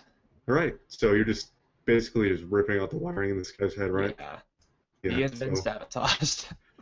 yeah, his struggling just kind of stops, and his arms go flat, and his chest is just kind of little lights in his eyes just go, they fade out. All right, high five to Erdo. Definite high five. Tackle high five. All right, one person left. Cool. So is that Erdo or Dural? Yeah. Can Guys, I just wanna- try to make the disabled droid's blaster arm fire at the other droid? Probably not. I mean, that would require really intimate knowledge of however this droid works, and given that whatever was in his head has just been ripped out, I don't think so. No problem.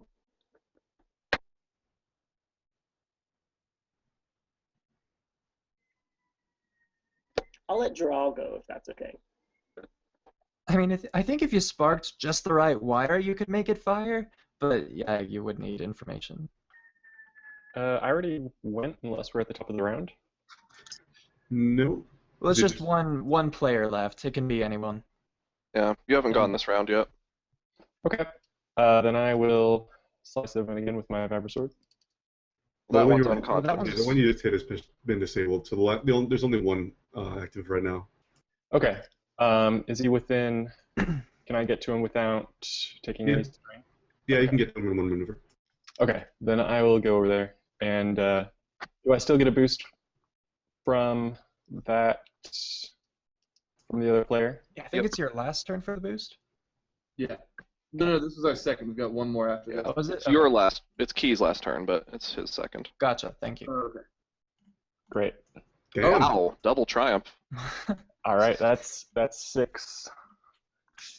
And Crit boy. 3 times. All right. So these are pretty wounded. Just tell me how you dispatch this droid. I remove every limb by limb, and he just kind of drops to the ground and then looks at me sadly, and then I decapitate him. All right, fancy. It's like an Omni Slash. So with these droids inactive rather, all is quiet in the landing bay. She's managed to hack into the computer of the ship and make it respond only to his voice now. There's still fuel running to the ship. It's still sort of in that standby fueling state. So, is there any more business you guys have in this bay? Yeah, in that room, are there cameras? In the landing bay? Yes. There is one up in the corner. Can we try to access the terminal then? Yeah, go ahead. It'll be another hard computer All right, check. who here's good with computers? Probably just you. I've only got 1 yellow, 2 green. Is that the best? Yeah, Jokin only has 3 green. Yeah. Hey, while we're doing that though, Jokin, do you want to go make sure this ship is space-worthy? Yeah, I can do that. All right. Will anyone have I'll go with Jokin just in case. intellect they could spare though? We could do I- skilled assistance, right? The highest we have is 3. Oh, all right. Never mind. Take Draw with you and get the Togruta thing going. Ooh, that'd be perfect to boost me. Yeah. I go with Awesome. you. You get 2 boosts. The double Togruta assist feedback Coordinating. loop. I think we should get just a free triumph for that. No, okay. Do we want to do this check first then? Go for it. Go ahead. You said it was hard, right? Yeah. No setbacks this time because you're not fighting anymore. Yeah. Okay. Haha. All right. Yeah, you managed to cut the feed on this camera. Is there a way we can wipe it too? With that many successes, yeah, sure. You managed to cut the last, 5 minutes or whatever, however long that fight took. Can we Awesome. also roll to recover strain now? Oh yeah, after combat, yeah, that's a standard thing. So you can roll your discipline or whatever. Okay. Sweet. Every little bit helps. Okay, doke. So what were you guys doing in the ship? And then who's coming along? Does anyone have a high cunning? Oh yes. Maybe someone who wasn't at the terminal, say they were happening simultaneously. Does Gordon have? I only have 3, but I said I was coming along with you. Okay, so that's better than me. So I'm gonna make a perception check to just check out the space worthiness of the vessel. Oh, Wouldn't that okay. be like a piloting space check? I can also make that. Yeah, you could do something like that. It wouldn't be too hard to just check out the basic stuff. It would just be average. Oh, Right. well, as far as you can tell, it is space worthy. I don't know, in this fueling state, the engine is kind of on standby, and you can't really tell how it's running, but it seems pretty much in top condition. We see how much longer the fueling state's gonna last. It's almost done. Okay. Can I go over to the pump terminal and try to switch to the flow and pump the fuel out instead of in? Don't we Yeah, want to take we- the ship Do we want to take the ship? if we can? I mean, it's already voice locked. They're not gonna be able to get anywhere with it. Voice locked it. Never mind. I forgot about that. Meanwhile, Bo should start dragging corpses onto the ship. Those We want tasty to take robot corpses. the droid corpses. There. Well, I just don't want them scattered about in the open. We cut the camera, feed and removed the footage, but if it's all right there, All right, we'll move on to the ship unless you want me to make checks for that. No, I mean, you can just drag them on. All right, then I say, I'll hit up Docs on the comm link. Okay, before we proceed to the next part, let's take like a 2-minute break. I need to pee really bad. So I'll be right back. Yep. Okay then, yeah, we're all back. So as you call up, actually, as you're about to call Docs up, you get a message on your comm link from him. It's a. Oh, sorry, directly.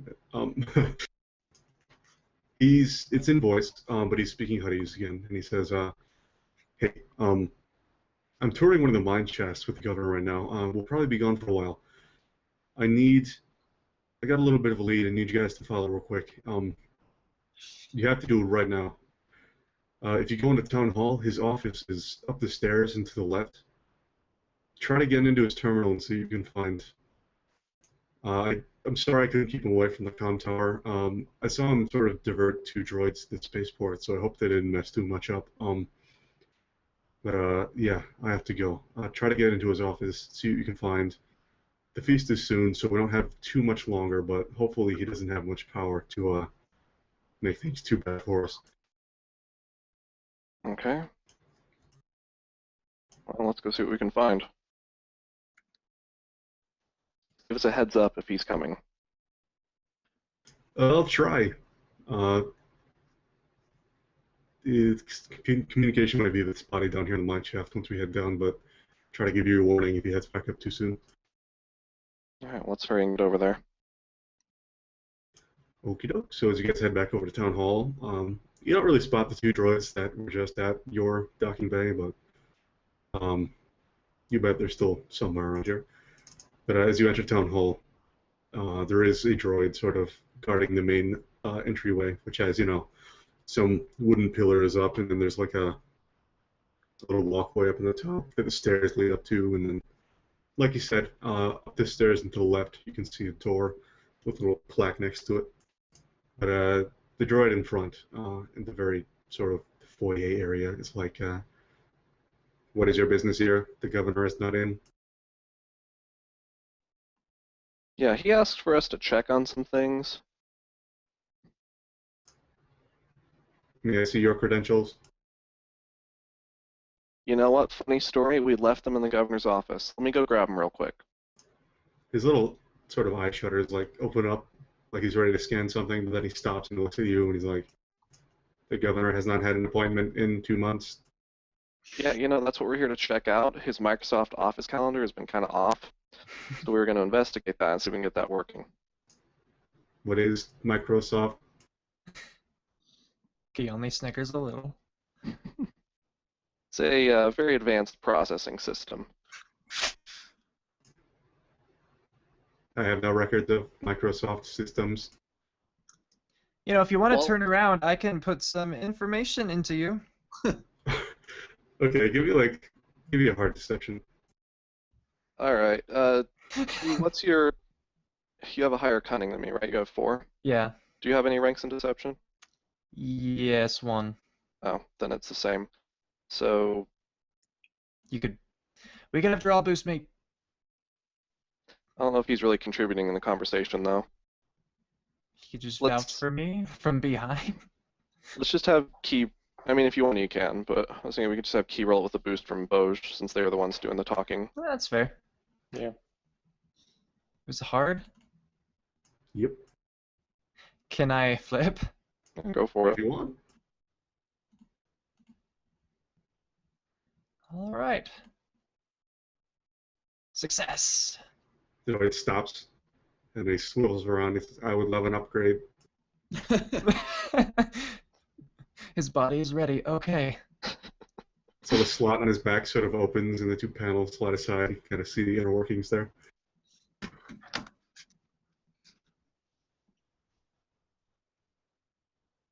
I'm waiting for the typing. No, I was just gonna make a crude joke, but I decided not to. I think we're all making crude jokes in our head right about now. All right, well, there's a simple off switch. Not really. I mean, you can see there is some little like manual controls, but they're stuff that unless you like built this droid, you probably wouldn't really know what they do. Okay. unless Well, you want to try and reprogram it, you since can at just... this point he's so eager and is willing to trust me, can I ask him to shut down for the process as he'll need to reboot anyway? You can try another deception since he already believes you're just being average. Can I still get vouched for by Bose? Sure. Sure, yeah. He's a licensed technician. Aha! Certainly. I hope I'll wake up a new man. Then he just turns and his head goes toward the I floor. almost feel bad now. All right, well, while he's unconscious, go ahead and disable his weapon systems, and let's get upstairs. Or actually, do we care if he wakes up again? No? Well, unless we want to have to hide another droid body. Okay, because Joe can just go, apeshit on him with his fusion cutter and... But don't we want to take one back to our ship so we have a personal servant? I think having him shut down will be good enough. Alright. I think the shutdown's good. I will try skullduggery to disable his weapons in case someone turns him back on. But I Okay. would actually like to see if we can conserve his Body for later. Okay, to sabotage his weapon, just give me a hard skullduggery. Do I get any assistance on that from anyone? And I'll upgrade it once with a destiny. Joking. Well, I guess I can give you an unskilled boost. But I don't have any skullduggery. That's cool. All right. Oh, I think I succeeded. well, you didn't quite manage to sabotage them. But he stays shut down and he just kind of keeps looking toward the floor. Not quite sure what to use the advantages on. Maybe when someone tries to next turn him on, it's like that stupid iPod thing where you have to wait a half hour to try again. Maybe, yeah, we could go with that. All right. So this droid is pretty much out of commission. He's very patiently awaiting his new life as a Microsoft product or whatever he's doing. Is there a way we can carry him out of that view? Considering that would look kind of weird just to leave you him could- there. Like, slide him out of the way. You could. I know Erdo's really strong. He can just kind of. Push him under the desk. Yeah, if you wanted to like drag him out of the way, it'll be like a, I don't know, hard athletics check. Okay, who here has brawn? Jarrell does, right? Yeah, I could do it. I've got a point in athletics. Yeah. Best I could do is offer assistance. So Whoever does things it, work I'm just out. gonna upgrade it again. This is one time where we should be able to have more than one person give assistance because we can all push. Well, Yeah, push and pull. yeah, if you're just gonna push it out of the way, yeah, you guys can all try to push. But if you're like trying to hide it under something, then it would I probably have just be a a 1 or 2 person job.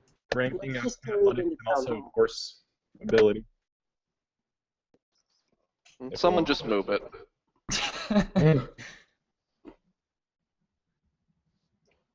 So yeah, hard athletics upgraded once. Whoever tries to do this. Right, I guess Erdo and Jarrell. So Erdo just roll with the 2 boost. Or that Cool. works. So yeah, he won't budge. He's kind of like weighed down on his feet without like any of his motors working. He's pretty damn heavy. And also awkward because he's on legs and whatnot. Let's just head in and get the information we need. Yeah, let's just go. So yeah, like I said, up the stairs and to the left, you see a door with a little plaque on the outside. It says Governor Apic Packlin, like the guy you know.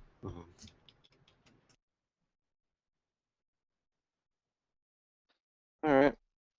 Let's Key, just to be precautious because this guy's kind of weird. There's a spelling, Fine. just in case you need it. Awesome. Do you mind Yeah. maybe just taking a look, seeing if he's got any rudimentary security on the door? Sure. So was that just perception? I think so. Yeah, just give me an average perception. Jokin has 2 points in perception if you have high cunning. I'm actually 2 yellow, 2 green. All right, same difference. Take a boost then. Thank you. Right, yeah, you see the lock. It's actually like double locked. There's an electronic lock and then a really hard physical lock on it. And the door itself is pretty heavy duty, but yeah. Alright, well, I Can have you my lock electronic break it? lock breaker, that might help. Yep, and electronic lock breaker is physical or computer locks, I forget. Computer. Yeah. Okay, so you manage to use that and just easily break the code on the door's electronic lock, but the heavy bolt is still in the way, and that'll require skullduggery to get through. What about my fusion cutter that has breach? Oh yeah, you could cut it out of the way if you wanted. Do we mind leaving a Well, could we try skullduggery first and then have that as a backup? Yes. We Yeah, should- because I'd rather not leave evidence if we can avoid it. door doesn't involve evidence? Yeah, go for it. Awesome. Okay, so this will be a daunting skullduggery to pick this lock. Sorry, did you say upgraded? I'll upgrade it with the destiny, just for fun. Okay, just for fun. Anyone gonna help? Well, we have Drawl help. Why don't you upgrade it back at him too? We've got quite the Yeah, go for it. surplus. Sure. And I am assuming Drill's helping, right? Yeah, I'm helping you. Okay. And roll. Oh, Well, All right. So you managed to like jimmy this heavy like steel lock bolt thingy out of the way, but as you're doing that, you guys are kind of absorbed in watching him sort of do his work. He's an artist with that look. And after a moment, you hear a voice from behind you. What the hell are you doing? And a droid immediately is just standing there, looking at all of you. Oh. We're going in this room. Do you have an appointment? Yeah. What is your name? That's an excellent question. Do you have an appointment? You're kind of in the middle, interrupting our business here. While Boj is talking, I want to find one of the governor's planners or something like a piece of stationery, and I want to write an appointment on it for us. Okay. You can totally do that. Yeah, I'm just stalling at this point, so. Yeah, so he's like, I don't need an appointment. I'm a security droid. Maybe we're also security droids. Yeah. I think our strategy is confusing just to now. confuse every droid. Is this some kind of joke? Do you even know what a joke is? Yes. Ooh, what's your favorite joke? No jokes found. Oh. Okay, I Well, want that sounds like you need an upgrade with a joke book. I know about jokes. Sorry, Kale, are you gonna say something? I want to show him the planner or whatever with our appointment scheduled in it. Okay. He sort of looks at the planner and he says, "Oh, this is highly unusual, but I suppose it works. Please wait here for the governor. He is out at the moment." Okay, so we'll all just wait here outside his room, not doing anything. Very good. Resuming patrol, and he just walks off. All right, so you now have free reign of this man's office. On the desk, you can see his private console's there, and next to it is a data pad. I was wondering, do you guys want to wait outside, or most of you, just a couple people go in? We should at least have someone I'll watching. watch the door. Yeah, just in case he comes back or something. I'll go outside of town hall and keep watch there. That works. If you want, just throw like a blanket over that one droid. He's sleeping. Don't wake the baby. But yeah, do you Durrell want tucks a him in. perception while we're in? Okay, yeah, you can make a. Most of the stuff is plain to see. Give me like a hard perception. Well, Alright, you don't see much. It's mostly just office stuff. There's a chair across from his desk, and there's like a bust of some kind of horned animal up on the wall and things like that. Everything's very sort of fancy, painted in like sort of a very calming green with some dark wood. Everything's kind of got a nice finish to it. But what you do notice is that on the table, that datapad, it's off, and if you try to turn it on, it looks like it's been set back to factory default. It's like it's been completely wiped.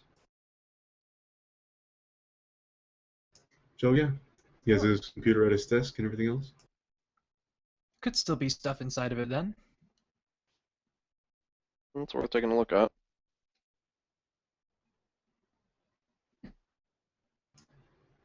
Sure, what are you looking at? Oh, right, I'm the one with computers, huh? Kind of. All right.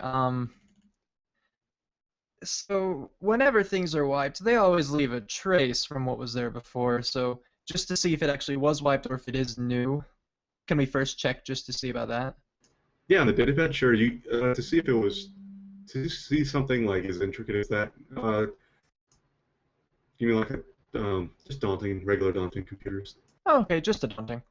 Sounds good. Yeah, it's not upgraded or anything. Anyone in the room helping? Pointing out where to look or whatnot? Joking can give an unskilled boost. Cool.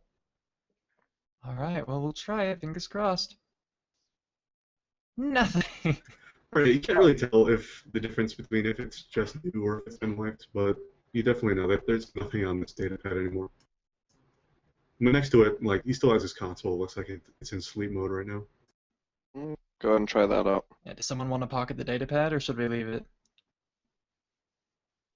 Now let's see what's on the console first. Okay. So we'll move on to the console then. All right. As you open the console, it's obvious it's still password protected to get out of the sleep mode or whatever. Would it be the same password I used to get into the ship? No, it's Oh. quite different. This is actually a very much different operating system. It actually looks pretty sophisticated. Some sort of non-imperial sort of thing. Looks like he definitely favors some kind of luxury brand. And yeah, to open this one, it'll be also daunting. I'm going to assume I'm still getting unskilled assistance, right? Go for it. Someone. Okay. Well, Ooh. So as you're fiddling around with it, you can't quite get the password thing open, but you can get to a screen where it'll show you what was on the screen when he put it into sleep mode. And it looks like he's stuck with two windows open. One of them is a series of messages. Well, they're both series of messages. One of them looks like the sender and the recipient aren't actually marked at all, but it talks about certain insurance policies on different miners for this corporation, or this company rather, called NT Materials. And it says that they may have taken out some insurance policies on these people without them knowing. And it doesn't say any names really, and the recipients and senders obviously are erased. do we know anything about that company? That is the company that owns this planet. It is a company based on Kuwait that owns this place. That essentially is employing everyone here. Well, that sounds shady. And Mine here? what was that? Never mind. Never mind. I think we must have had it earlier, and I missed. Okay.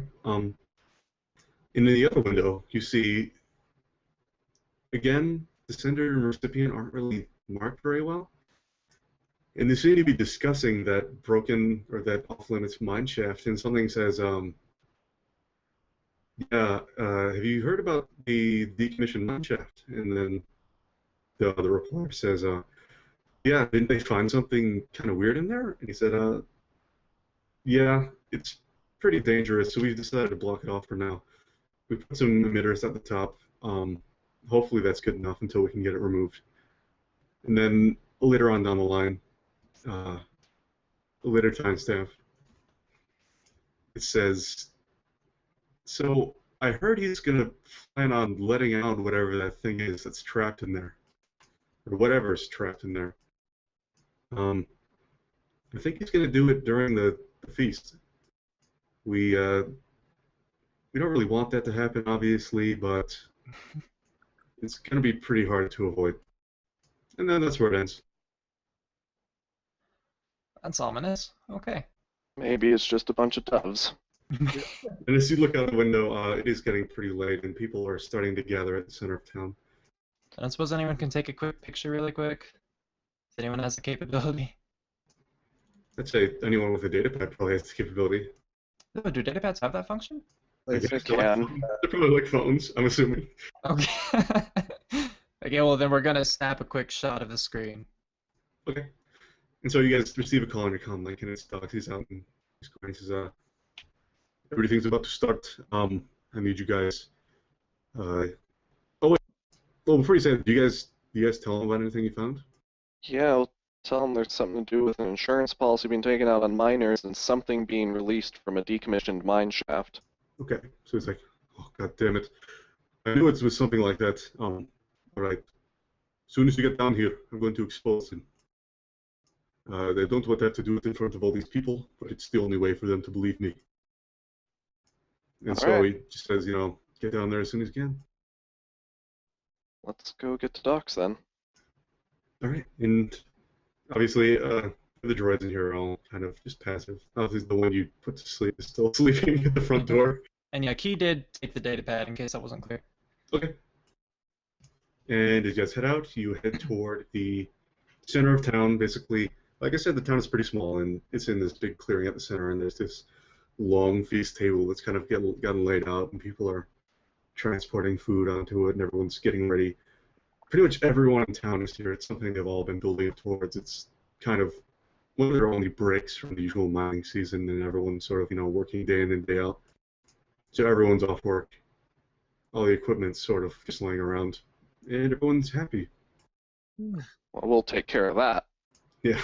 At the head of the table, you see Dox and the governor standing side by side, sort of speaking very urgently, and then all at once, Dox kind of flourishes out his vibrosword and points it at the governor, and he says, "You, I know what you've been doing to these people, and I know what you plan to do.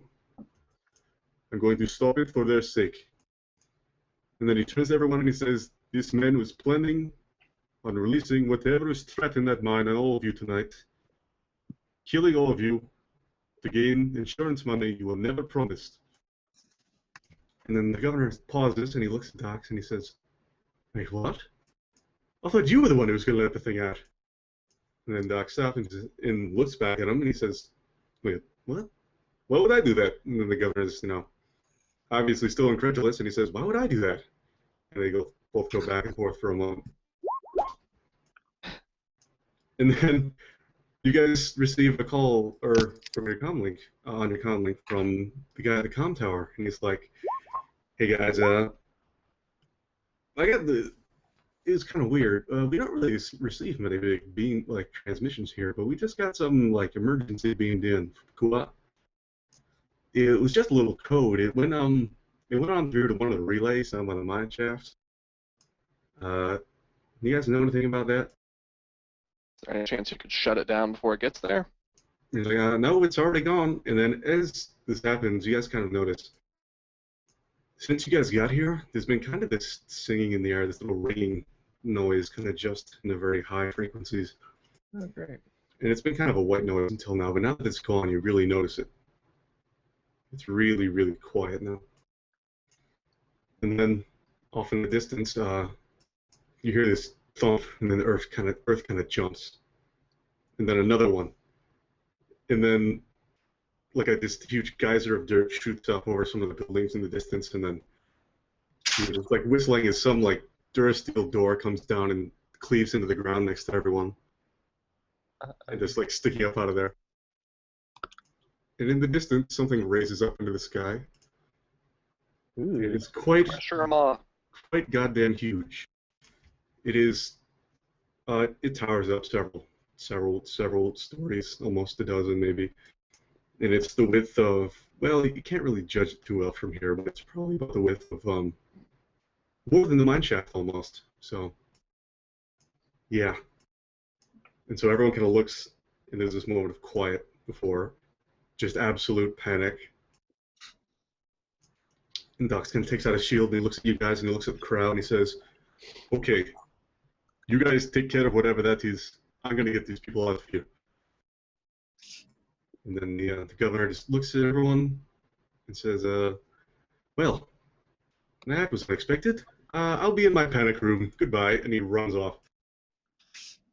Can I attempt a xenobiology check to see Yeah, what absolutely.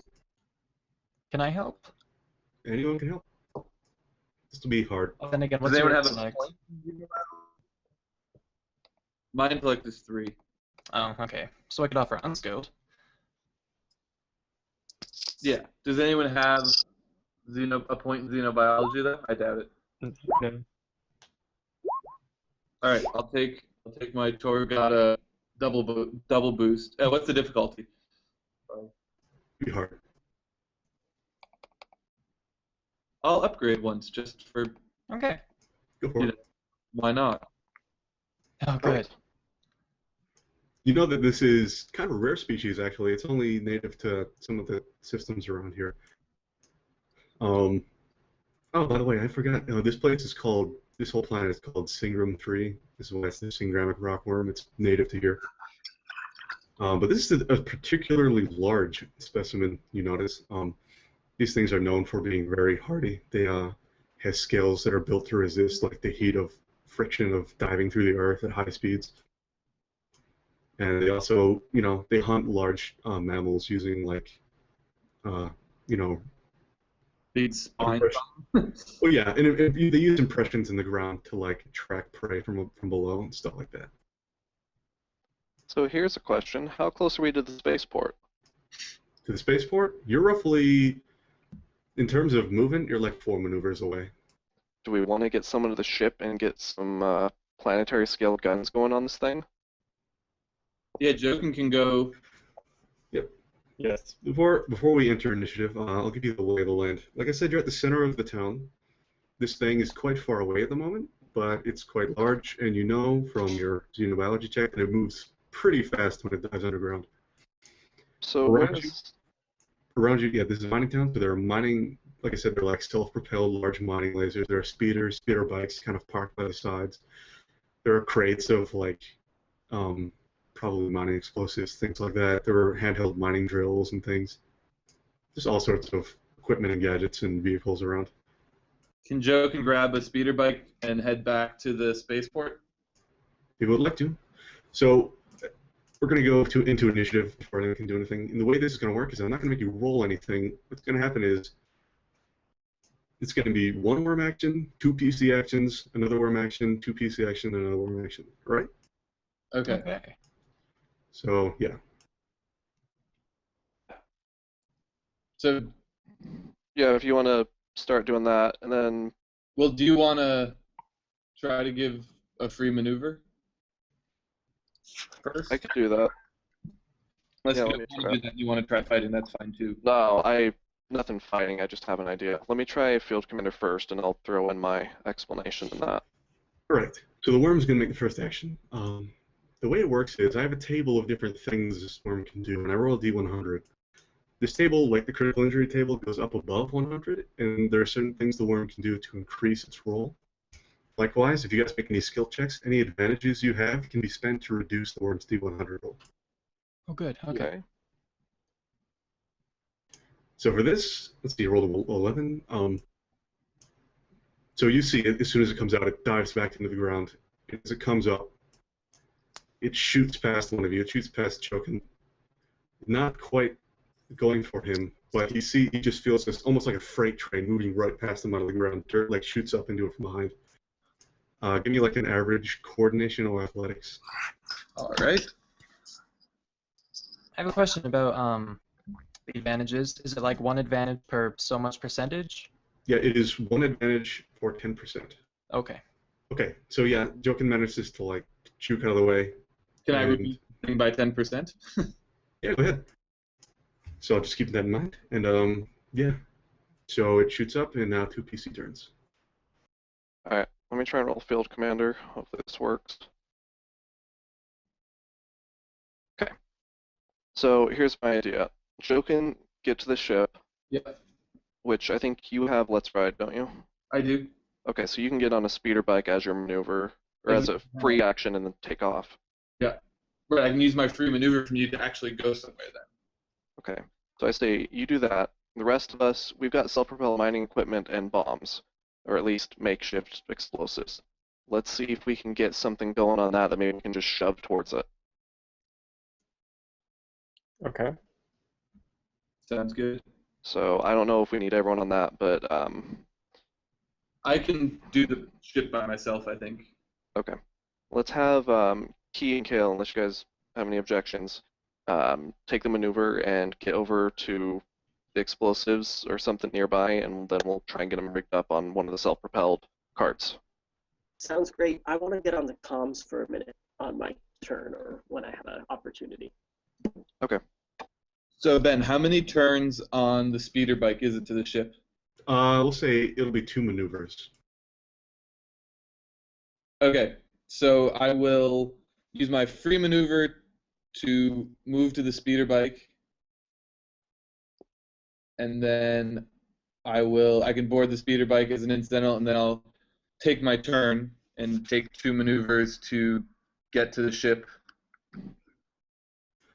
All right, so you're gonna have like the action to start it up and things like that, right?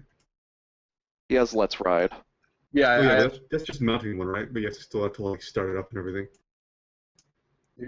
Rules as written, it doesn't mention anything. Oh, all right. Well, yeah, I guess then you can just hop onto it. At least not to my knowledge. Yeah, and then I want to spend my 2 maneuvers to get over to the ship. Yep. So yeah, it's your turn. You just riding over the ship in your speeder bike. Right. Okay. And then that's 2 player turns.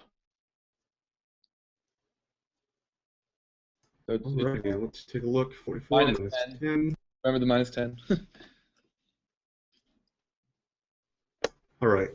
So it's sort of diving up and down through the ground, serpentining around. Everyone's still going just insane around here. It shoots up next to Durin, and give me a hard coordination or resilience. I'm good.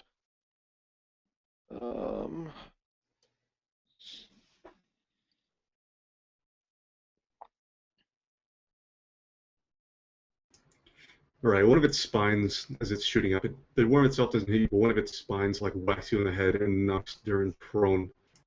And you'll suffer 1 strain with that threat, I guess. Okay. That's not bad. Unexpected. Okay, then we got Again. Kale. Did you want to do your comms thing? Yeah, I want to talk to the guy at the comm tower and see if he can reproduce a very high frequency like we were producing before. Get it out on speakers or radio or whatever's available in the colony. Okay. He says, I'll try. I'm not sure what kind of thing they were using. I know that thing's kind of sensitive, but I'll give him my best shot. We'll tell you when it works. All right. And then I just want to rig up explosives as fast as I can. Okay, yeah, so that's, I think, it's a easy mechanics check, but it increases in difficulty if you want to add more charges to the explosive. I'll up it to an average check then. Okay.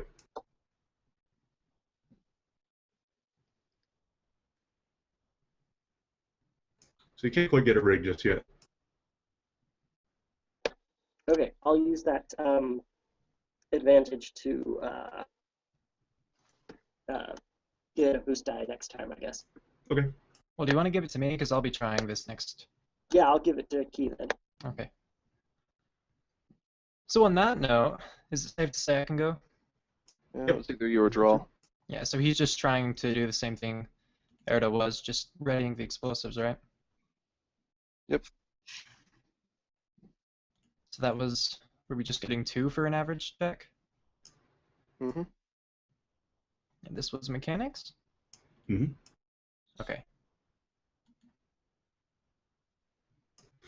All right, yeah, you rig up, and for the extra successes, because of the rules of the charges, you get extra damage when it explodes, so yeah.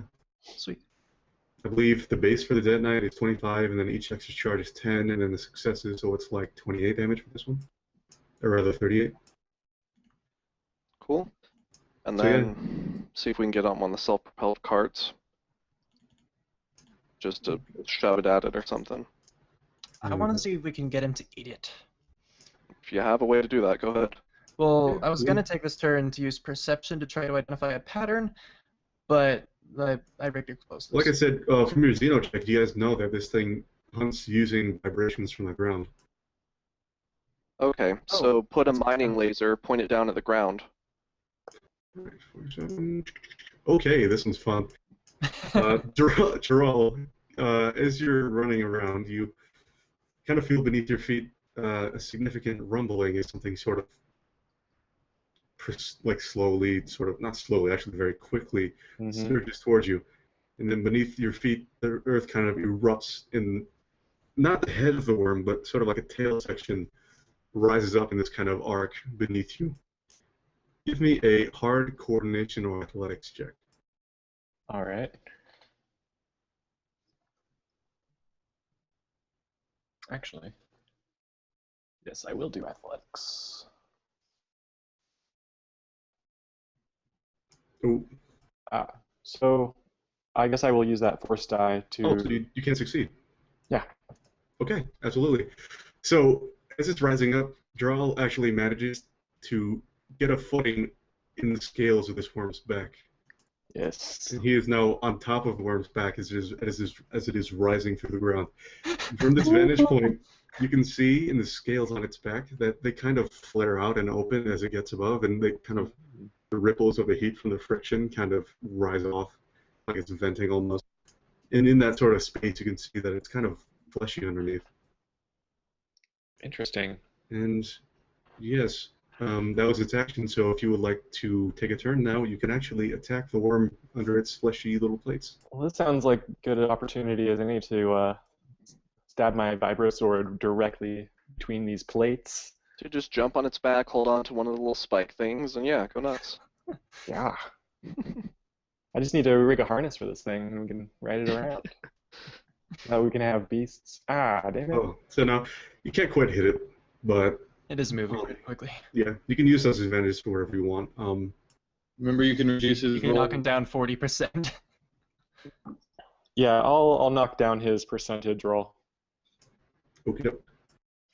That is So, very Ben, one question. Since we're only 5, should we do 2, 1, 3, 1? Oh, then? right. Yeah, just one person last. I forgot you're only 5 of you. Okay, instead of 2, 1, 2, 1, 1, 1, which would give him a nice boost. Yeah, we'll just do it this way 2, 2, 1. All right. So we're back to the top. Yes, indeed. So that means the worm goes again. 60. And you shut that down pretty far, but it's going pretty crazy. So let's see.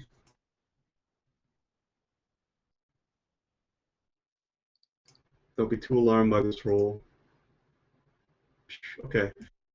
So as it's madly thrashing about through the town, it sort of barrels its way and essentially just obliterates 2 of the small prefab buildings. It just essentially cuts a hole, like a circular hole, straight through 2 of them, and then continues to dive back into the ground. And by the way, Joel, as it after you sort of strike at it, it sinks back down, and you kind of get a running start back onto the ground, and you're safely on the ground again. Awesome. I can't ride it through the ground. No. Dang. Well, it's a good thing we got rid of all those security droids. Do we want to? I guess would we say field commander would be able to work on me that far away, or? It's kind of up to you. Rules is written, it doesn't have a distance requirement, unlike Inspiring Presence. But it does kind of seem like we would need to explain how it could work. Well, I'm on a comms. Okay. I have just a headset comm link, so. If you want to go for it again, I'm. Yeah, let's standing by. try it here.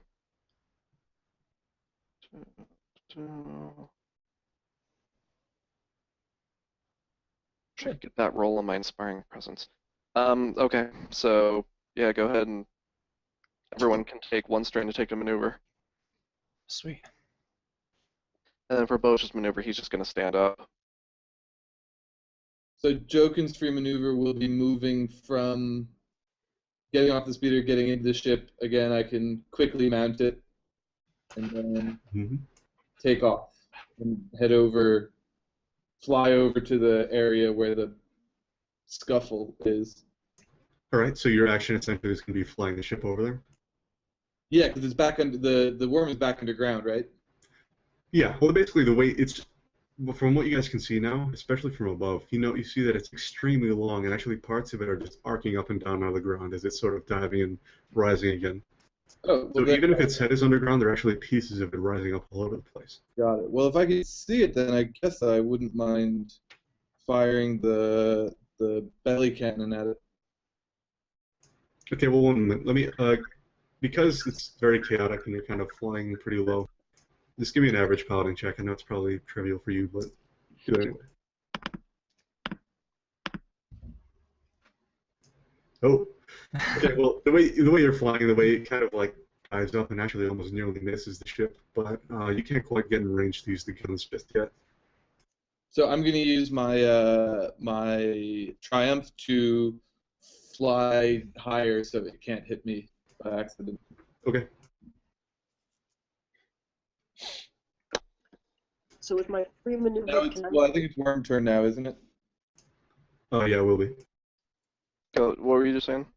We had free maneuvers from Durin, though, right? Yeah, Can I use one to try and make an education check to figure out what sort of frequencies might confuse or bother the worm the most? that'd be an action.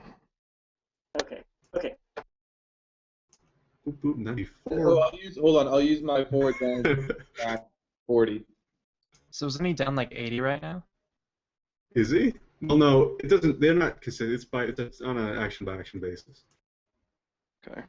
Well, what's So- Oh, I before just we didn't move realize on, what was had anyone happened. else using the maneuver for anything?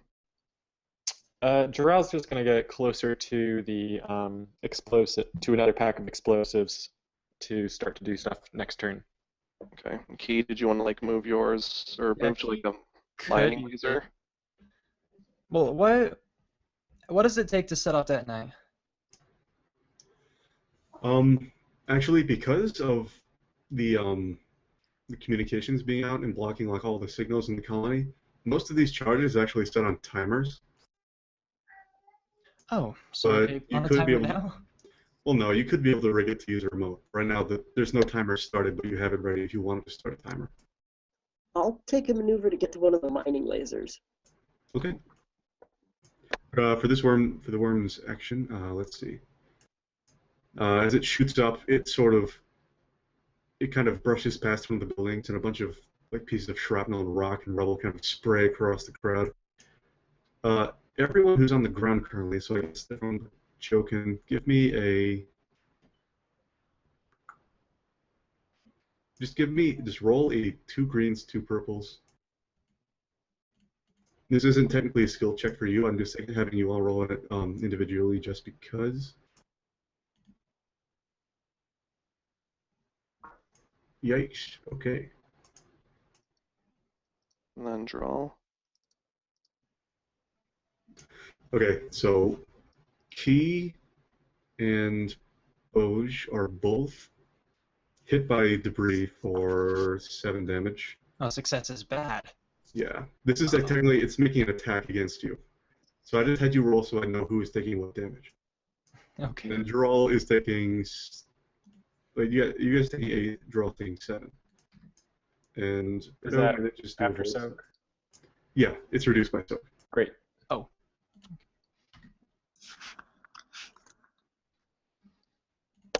Because these are just, these are debris flying at you. I want to use my advantage to reduce the worm's next roll. Well, that's technically the worm's advantage. These are technically attacks made by the worm. I just had you roll them. Yeah.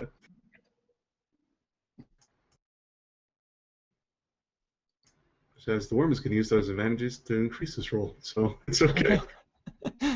But he also rolled 2 frets. That is true.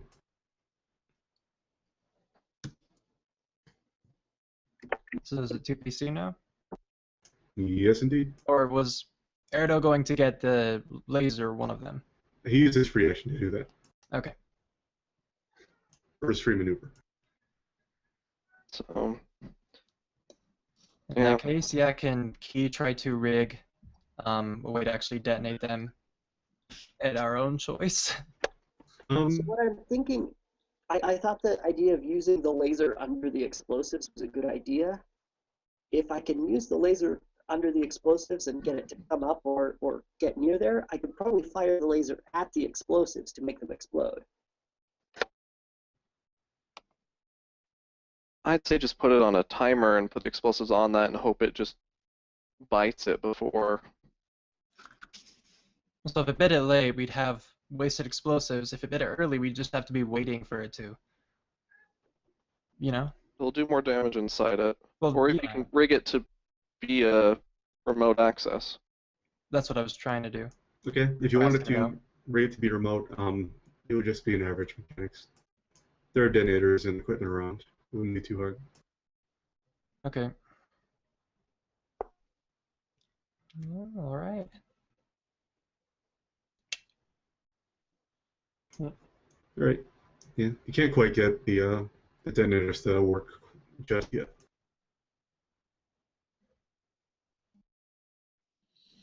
And you don't want it exploding too early. So yeah, I think one person still has a chance. I'll try firing the mining laser at the worm then. All right, so you're on this laser. It's basically like a self-propelled thing, so it's kind of on like a speeder skiff platform. The laser itself is like the size of a large spotlight, kind of. And that's kind of how it works. Is it, you can angle it back and forth, and it's made for just boring through rocks. So I guess to start this whole vehicle up, and to get it working, it would be well, since we're just trying to use the laser, it would be just give me average mechanics or computers. Okay.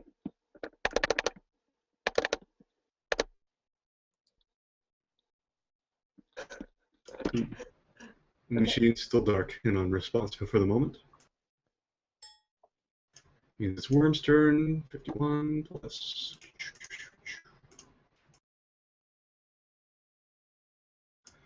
All right, let's see how this works out. So, as everyone's running and scattered around, there's still, even though Doc is doing his best to try to keep some people calm and lead them into a safe area. Now that there really aren't any safe areas, there's still a lot of, stray groups just fleeing in every direction. And the worm manages to burrow up and shoot through the ground and essentially, in one go, swallow like a group of people, like about 4 or 5. And they're just gone. Well, that's And it's- impressive. Too bad they weren't exploding. New idea. Give all the civilians a grenade and tell them, you may as well if you're putting forward. Dead man switch. Yeah, that was the worm's action. There's one more of you left. Let's draw. All right. So, assuming I got to some of these explosives, I'd like to set up another, basically rig another, floating car with, a buttload of explosives. And is that a mechanics check you're saying? Yeah, to activate explosives, or to rather rig a charge, it's easy, and then increases by difficulty for every other charge of explosives you want to add to that. Okay. That was useless. Not quite. Okay, new round. Hey, really quick, can I take one of those maneuvers from Boge's to get something out of my pack? Yeah, if he still has some available, yeah. You didn't take it, yeah. Yeah. Cool. Okay. And when the pilot ends up shooting at this thing, I want to get on the comm and tell him about shooting the worm at its zenith so that its plates are exposing the skin underneath, and then he should get some boost die for that. Okay, yeah, absolutely. Just throw that out there. Let's see. Worm action, oh boy.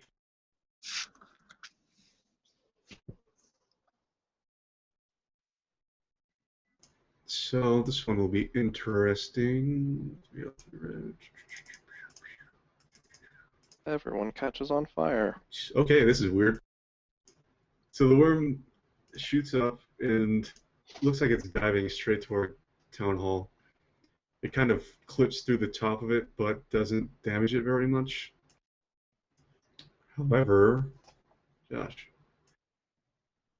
as it dives back down, it does some of the smaller buildings around it just sort of crumble, and some of the things in the east just fall down, and it does quite a bit of damage to the neighborhood right next to the tunnel. So yeah, next person. Think that puts us back at the top of the round. Yeah. Okay. Guys, just want another field commander. Yeah, I'll take it. Might as well. I don't have anything else to really do useful, so let's try it. Ooh. Ooh, that looks Nice. Oh, wow. I think that's my first double triumph. Okay, so 2 people can take actions, and the other 2 can take strain. Or, sorry, maneuvers. Strain, yeah. Jokin, do you want to take one of the actions and just fire? Sure, I'd love to do that. But what silhouette is this thing? To hit it, it would be average. It's essentially equal Average? to. Okay, Yeah. so here is my. Oh, I don't get to. Yeah. Here's my free shot. Ooh. Minus 40 for him next time. Okay. Okay, then someone else can take a free action. I'll take it to try and start up the laser if that's okay. Go for it.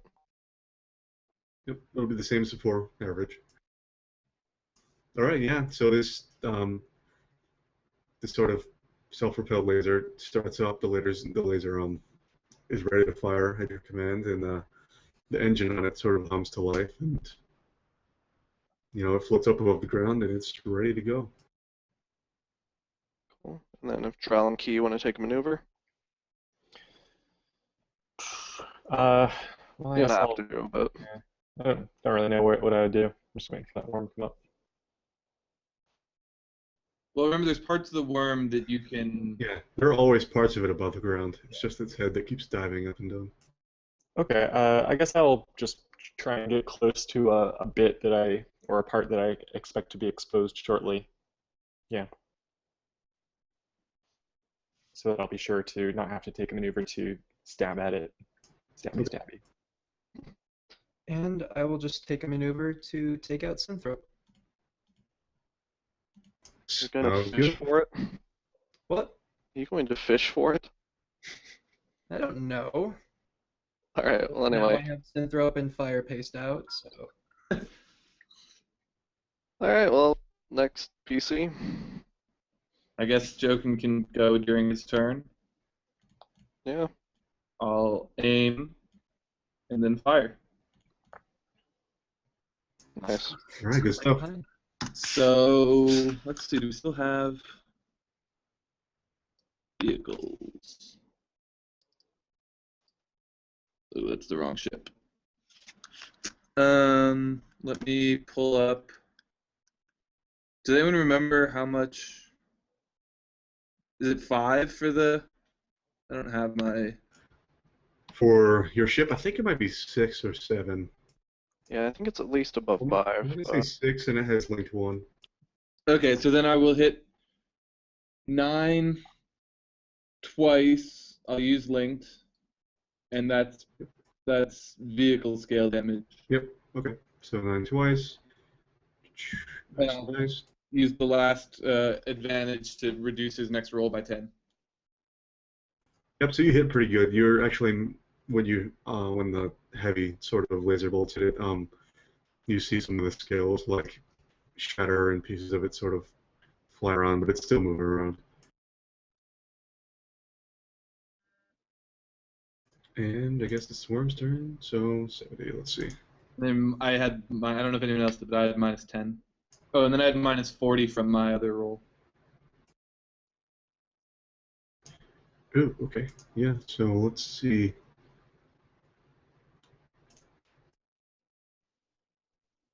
Alright. After suffering that hit, the worm is like quite angry. Its head sort of pokes up for a little bit and it lets out this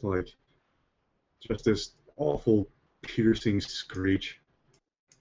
Everyone who's on the ground, essentially give me a hard discipline fear check. Everyone will get a boost from Bosch because of command.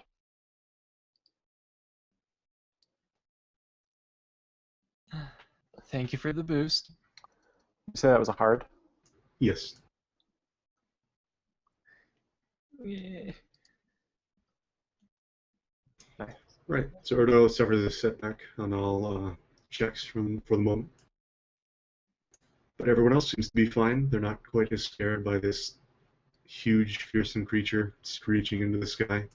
Because I'm giving good orders. Good job. What can I use those advantages for? Subtracting 10 always. Don't forget that. Yeah, I guess I'll just go with that. Subtracting 20. Okay. And I'll do the same with mine and subtract another 10, so 30. Sounds good. All right, 2 more PCs. So Jura would like to go, and I'm trying to find it in the rulebook. Can melee? Is there an aim comparative? Like I think ability? you can just use aim for any attack. Yeah. It's Okay. just loosely defined, so you line up a good stabbing point. Okay. So assuming I use that maneuver to get right up and close to the belly of this worm, I would like to double aim and stab at it with my stabby stab sword. All right. So to try to hit it, oh, okay. You know what? That's fine. I'll let the advantages say you actually managed to find a aim it right, so you don't hit one of the hard plates. Great. So, because otherwise, I would have made the check a lot harder to actually hit it because it's very armored and moving quick. Sure. But yeah, we'll go with that.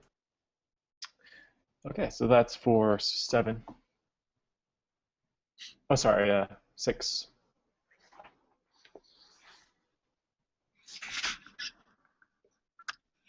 Okie doke. Whoever is next. Can you use a maneuver to smear fire paste? I would probably say so, since it doesn't require a check or anything. Okay, so we'll smear fire paste on the crate with the explosives, and then we'll tie a synth rope to the little strings attached to the paste. All right. Now the worm's turn, I guess? I guess if those are all turn. Oh, I figured the action would be the tying. Oh, yeah, that's fine. Yeah. So, yeah. So as this is all happening, the worm kind of sinks back down and it stays underground for a while. Nothing really happens. It doesn't shoot back up and cause any more damage. There's still pieces of its tail, snaking up through the ground. But for the moment, it's lurking underground. So it's my turn. Yeah, I believe, if you haven't gone yet. Is Key at a safe distance? Key is not. Okay. I want to try and make that education check to see if I can figure out a frequency. for that. Okay. Let's say that'd be hard.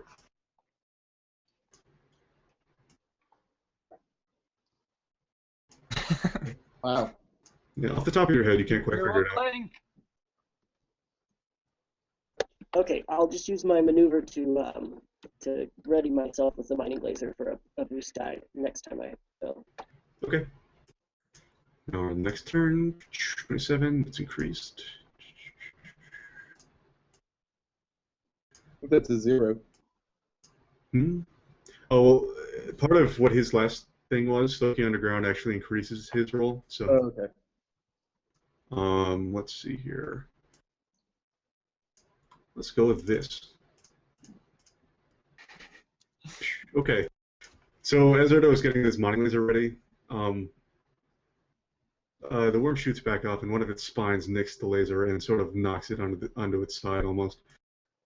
It's still running, but it's like off balance, and you'll probably have to tip it back over. Okay. So PCs.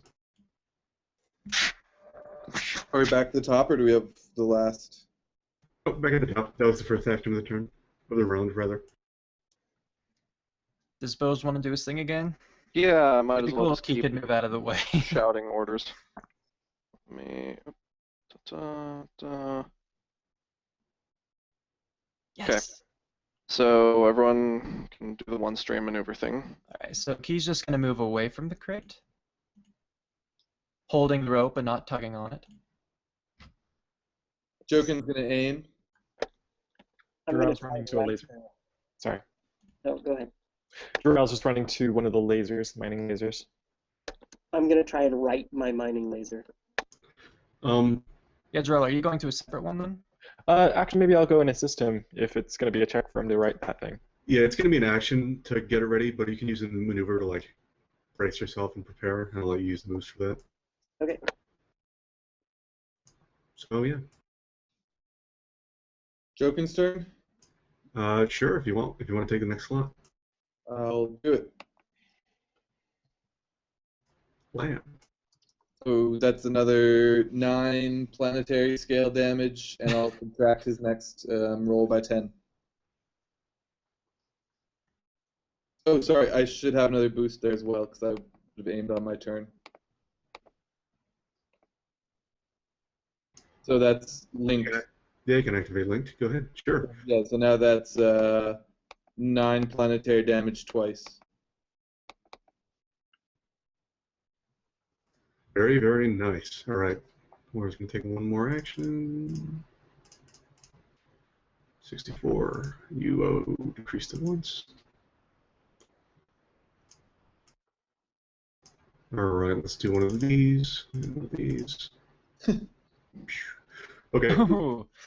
so the worm comes up and it blasts through another house, and then as it's coming back down, its spines kind of rip through a crowd of people. They're not like, they're not shredded, but a lot of them are, knocked on the ground and bruised up. So there's a crowd of people that are wounded now. You're doing great, Docs. He's trying to keep them under control. He's not trying to save them. Everyone's crazy. They're panicked. Oh, that's true, yeah. So yeah, 2 more PCs. Well, if we could get that laser up, we have the bomb kind of ready. Yeah, I kind of wanted to try and fire like a pulse to see if I could entice it. You have to upright it first, right? Yeah, definitely. Yeah. Doral, do you want to fire or do you want to tip? Because we've got 2 actions. What was the second thing you said? To right it, get it upright. I could probably get it upright. I mean, I have a good athletics check or ability. Yeah. What's the difficulty on that? Just to get it realigned to just be an average athletics. And I used a maneuver from Boj for a boost.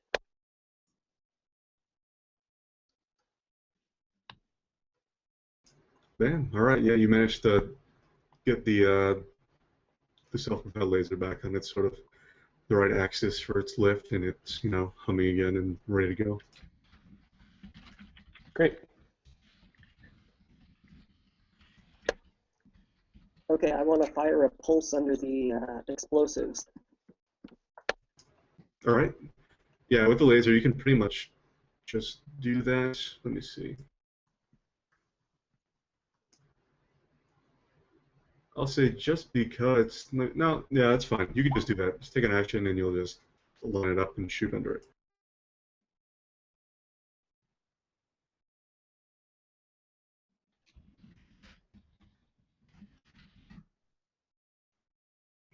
Okay. So we'll go with that. So with your situation right now, you have the box, right, with the explosives in it. You have the fire paste with a rope tied to the box. Is that what I'm getting at here? Oh, no, fire paste, to actually set it on fire, you just pull a little string attached to the cubes. Yeah. And so we have synth rope tied to the string. Okay, so you have like a long range sort of little detonation thing going on. Yeah, the wick, Okay. basically. So the hope is that if the crate gets yanked away, the rope will pull the strings and the cubes will light. Okay, so you have the rope like tied to something. Well, he's just holding on to it. Okay. But here's the thing, like, since you're just pulling the wick out to start the cubes, I was imagining like he wouldn't be yanked along, rather the weaker thing, the wicks, would just be pulled out. That was my thought. No, that's fine. Okay. You DM it how you will. No, that works. So yeah, actually, as you fire that pulse, the worm sort of jerks and looks, and actually, I'm just gonna forego that and do one of these. No, that's fine. And then it jumps. I mean, well, not jumps. It sort of jerks and immediately redirects and dives down on top of where that pulse was fired. And it takes the box with it. And just like you thought, the rope like snaps, and it's like a few seconds of silence. It doesn't resurface after a bit, or for the next several seconds, but about 10 seconds later, you sort of feel a jump in the earth. And then all of the other sections of the worm just go still. Yay. Yeah, this gray-green fluid starts leaking out of the different holes that Joe can shot in it. Harvest it for parts. Yeah, and so it's still in the night, not the night, rather it's the evening. Is calm again, save for everyone still sort of their latent screaming, even though some of them haven't realized that it's stopped yet. But yeah, everyone is quite surprised that the thing is, dead. Wow. So Who was the instigator of this worm? Some Or was it signal just from off-world. That's something you could definitely try to find out. But yeah. Whew. So everyone sort of, the people basically run off to their homes, and you all reconvene with Docs back at the banquet table, and he's absolutely, broken up about everything, almost, about almost a dozen people probably are either dead or injured, and a lot of houses are destroyed and things like that. But yeah, So, all in all, a good feast. all the food's still there, and as you're all gathering, a little light dusting of snow starts coming down from the heavens. It's actually pretty early winter here. And then he looks at all of you and he says, "Well, it wasn't ideal, but at least we stopped it. Thank you, everyone." Yeah. And obviously, the governor is nowhere to be found. He's run off to his panic room, which you can assume is in town hall. But yeah. So, in an attempt to salvage the evening, Doc says everyone sit down. Some of the townspeople, go off to mourn, but some of them join you in the middle to try to raise their spirits at what's just happened to everyone. And Doc disappears for a bit, but he comes back and he has the governor at his side, but he also has a red sack strapped over his shoulder. And he looks at everyone and says, "Well, I was hoping it wouldn't be under such dire circumstances, but I was hoping I would see you all before the feast anyway, because I have a few little gifts." He's Santa. Santa. So he sort of makes his rounds on the table. The first person he stops at is Durin.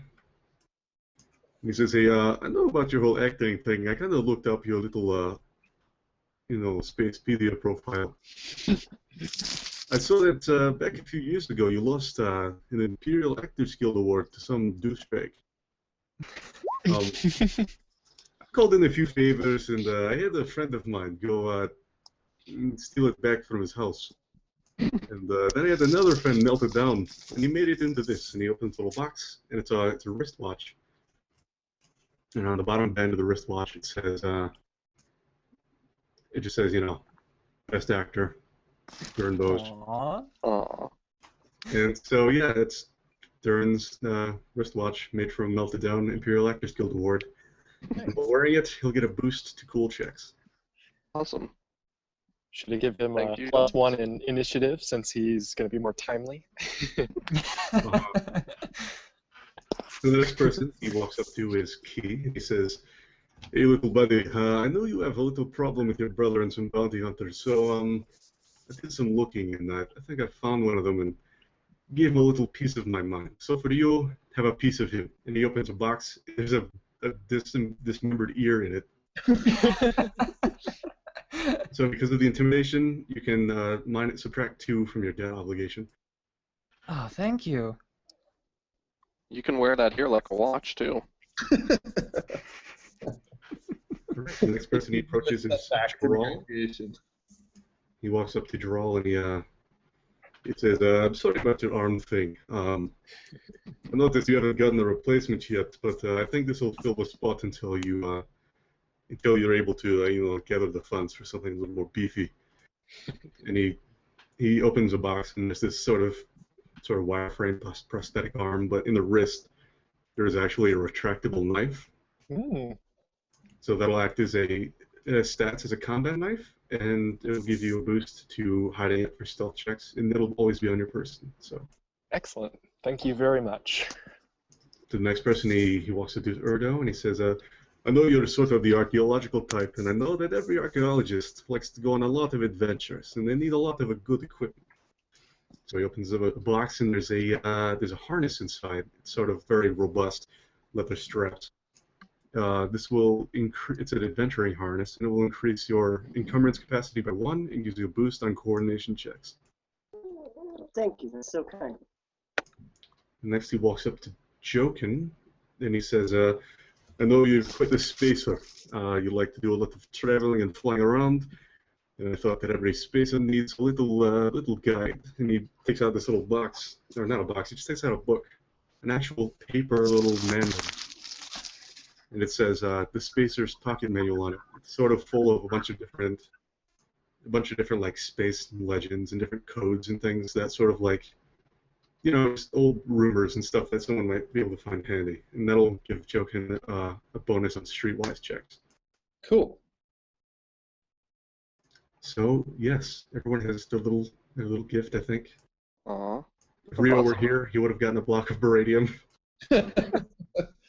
I think that would make Dox an enabler at that point,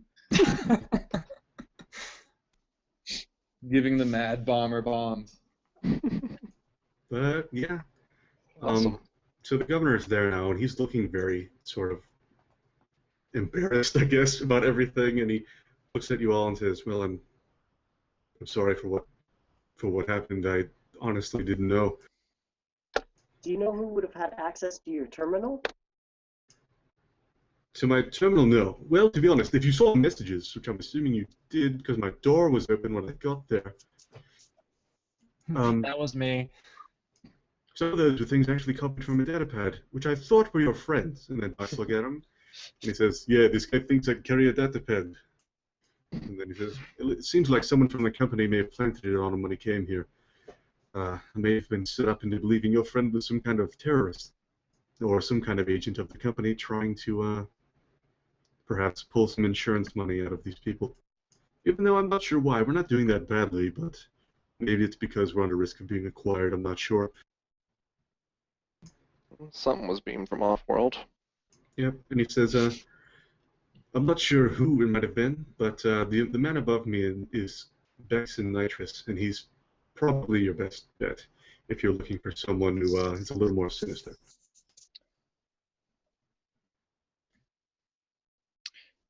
Jarrell's going to need to drop out at this point. I'm going to listen to the tail end of the recording for XP and whatnot. But I have another obligation I got to get to. Go ahead. But thank you very much for the game. It was a lot of fun. Yeah, it's good having you. Yeah, have a good one. I'll see you guys later. Yeah. Later. That is the name of whoever is above Mr. Governor and the company that he supposedly works for, which he tells you about, so that might be handy in the future. You never know. Okay. So yeah, he sincerely apologizes, but he still seems very embarrassed, and his sort of pride is still trying to show through everything. But yeah, the night goes late in the night. Everyone's eating and drinking and whatnot. Everyone's enjoying their little gifts. Even though some people's houses were destroyed and they were killed and eaten, It happens to the best of us. it was a decent, sacred day for everyone. And that's basically it. As far as XP goes, I didn't do too many bonuses for objectives. Instead, I just raised the base to 20. And as far as the bonus was based on how much damage to the city and to the people you were able to mitigate. So I'm going to give you 3 bonus XP. Ooh. So it'll be 23 total. Awesome. Oh, I did have one question. The guy we promised to ride off planet, are we able to? Oh, yeah. You can totally call him, just get him on your ship. He's happy to go. And in fact, Yep. if you want to, you can try to recruit him for the Rebel Alliance. I was going to ask about that. He is actually perfectly amiable. He's willing. He's not a fan of the Empire or any of these people, and he still wants a job. So yeah, I know you were worried, or you no longer wanted to work for the company you're currently working for, and it seemed like you weren't really interested in the Empire when we talked last. But would you have any interest in helping out against the Empire, perhaps? Yeah, he looks at you for a while and he's like, "I'm always for sticking to the man. We have an idea. What do you have in mind, I mean?" Well, I mean, so you're clearly a decent mechanic. Is there anything, and you've been working as a signal relay operator, but do you have any other skills that you haven't been able to put to use with this current employer of yours? Well, I'm quite the singer, but No, mostly just the communication sort of relay things. I worked on, some of the old movies on the Outer Rim and stuff like that. I've got a lot of experience with, the comms networks. So that'd be really helpful because the rebellion is constantly, using or usurping imperial relays and stuff like that, and it seems like your skills could really help them take advantage of those networks. Well, if there's pay in it, and I don't, get a few officers knocking on my door every day, I guess that's fine. I'll see what I can do for your friends. Yeah, I can. Pay isn't huge, but there are no cultists. Well, that's nice. It's better than sitting in that tower all day, getting sung to and whatnot. All right, and I leave him the contact info for my connection for the recruiting. Yep, and he will gladly call them. Woohoo! The other question. Yeah. Does anyone with any questionable morals want to try and steal the ship? Well, it'll only respond to key anyway. Yeah. Yeah, you should probably, if you don't plan on stealing it, you should probably tell the governor about that. Oh, also, because of this, because of all the gift giving and whatnot, Docs actually gave up all of his credits for that, as well as he sent some gifts and apologized to the person whose son he let die a while back for his old obligation. Mm-hmm. And so I'm wiping that obligation and replacing it with essentially a duty-bound obligation to ensure the security and the well-being of the people of this colony. Cool. On that note, I do kind of want a ship.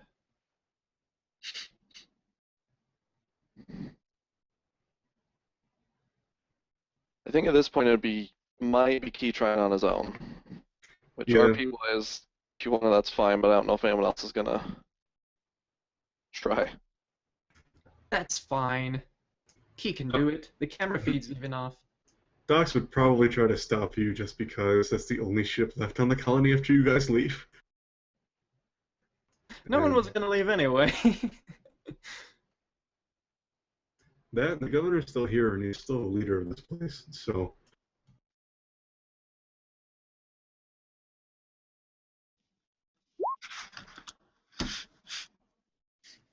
Alright, well, in that case, I guess it comes down to this. Since Docs knew, everyone probably knew. So if someone like Boj wants to talk Key down, or I guess that sounds weird, out of it. I'll just remind him that we should probably unvoice lock the ship so we're not leaving him stranded. I can actually roll a check if you want me to. Yes, please do. Alright, what's charm against? Cool? Or I don't remember. I can't remember social checks. I believe it is against. It won't be hard. My presence is awful. Yeah, charms against cool. Okay, so what's your cool? Just an average.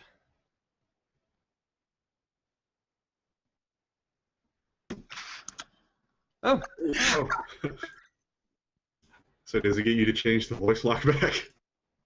yes, he does. Okay. Trust me, I want a ship too, but Not like this. Boost your duty, and then we'll do it. Or yeah, so for boosting duty, obviously whoever had anything to do with recruiting can up that. And is there anything else that applies there?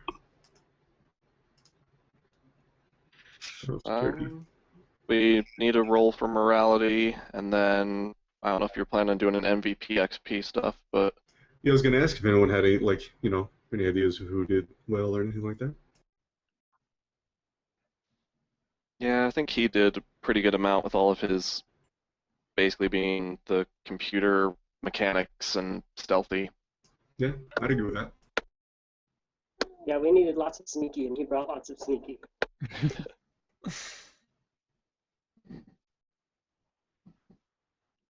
Very good then, so we'll give Key the MVP. Cool. For morality, I don't know if anyone took conflict. I don't think so. There was nothing too heavy here. Yeah, most of the stuff we did was like beating up on droids. basically. Making false promises. Yeah, that could be. I forged an appointment. You did. There's the mission report I was writing. Oh, Fred, you're always really smart and you do it while you're playing. That's a really good idea. So I guess I've just if you got in don't the have habit much, of it. if any conflict, then you guys can just roll your d10s for your morality. And that'll be fun.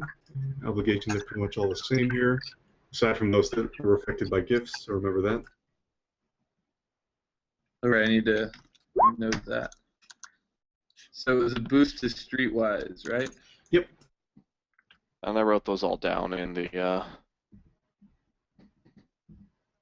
report. So So who all makes a morality roll? Just Horse. people with morality. Oh, okay. And since Jeffrey's gone, he won't be able to make his, so yeah.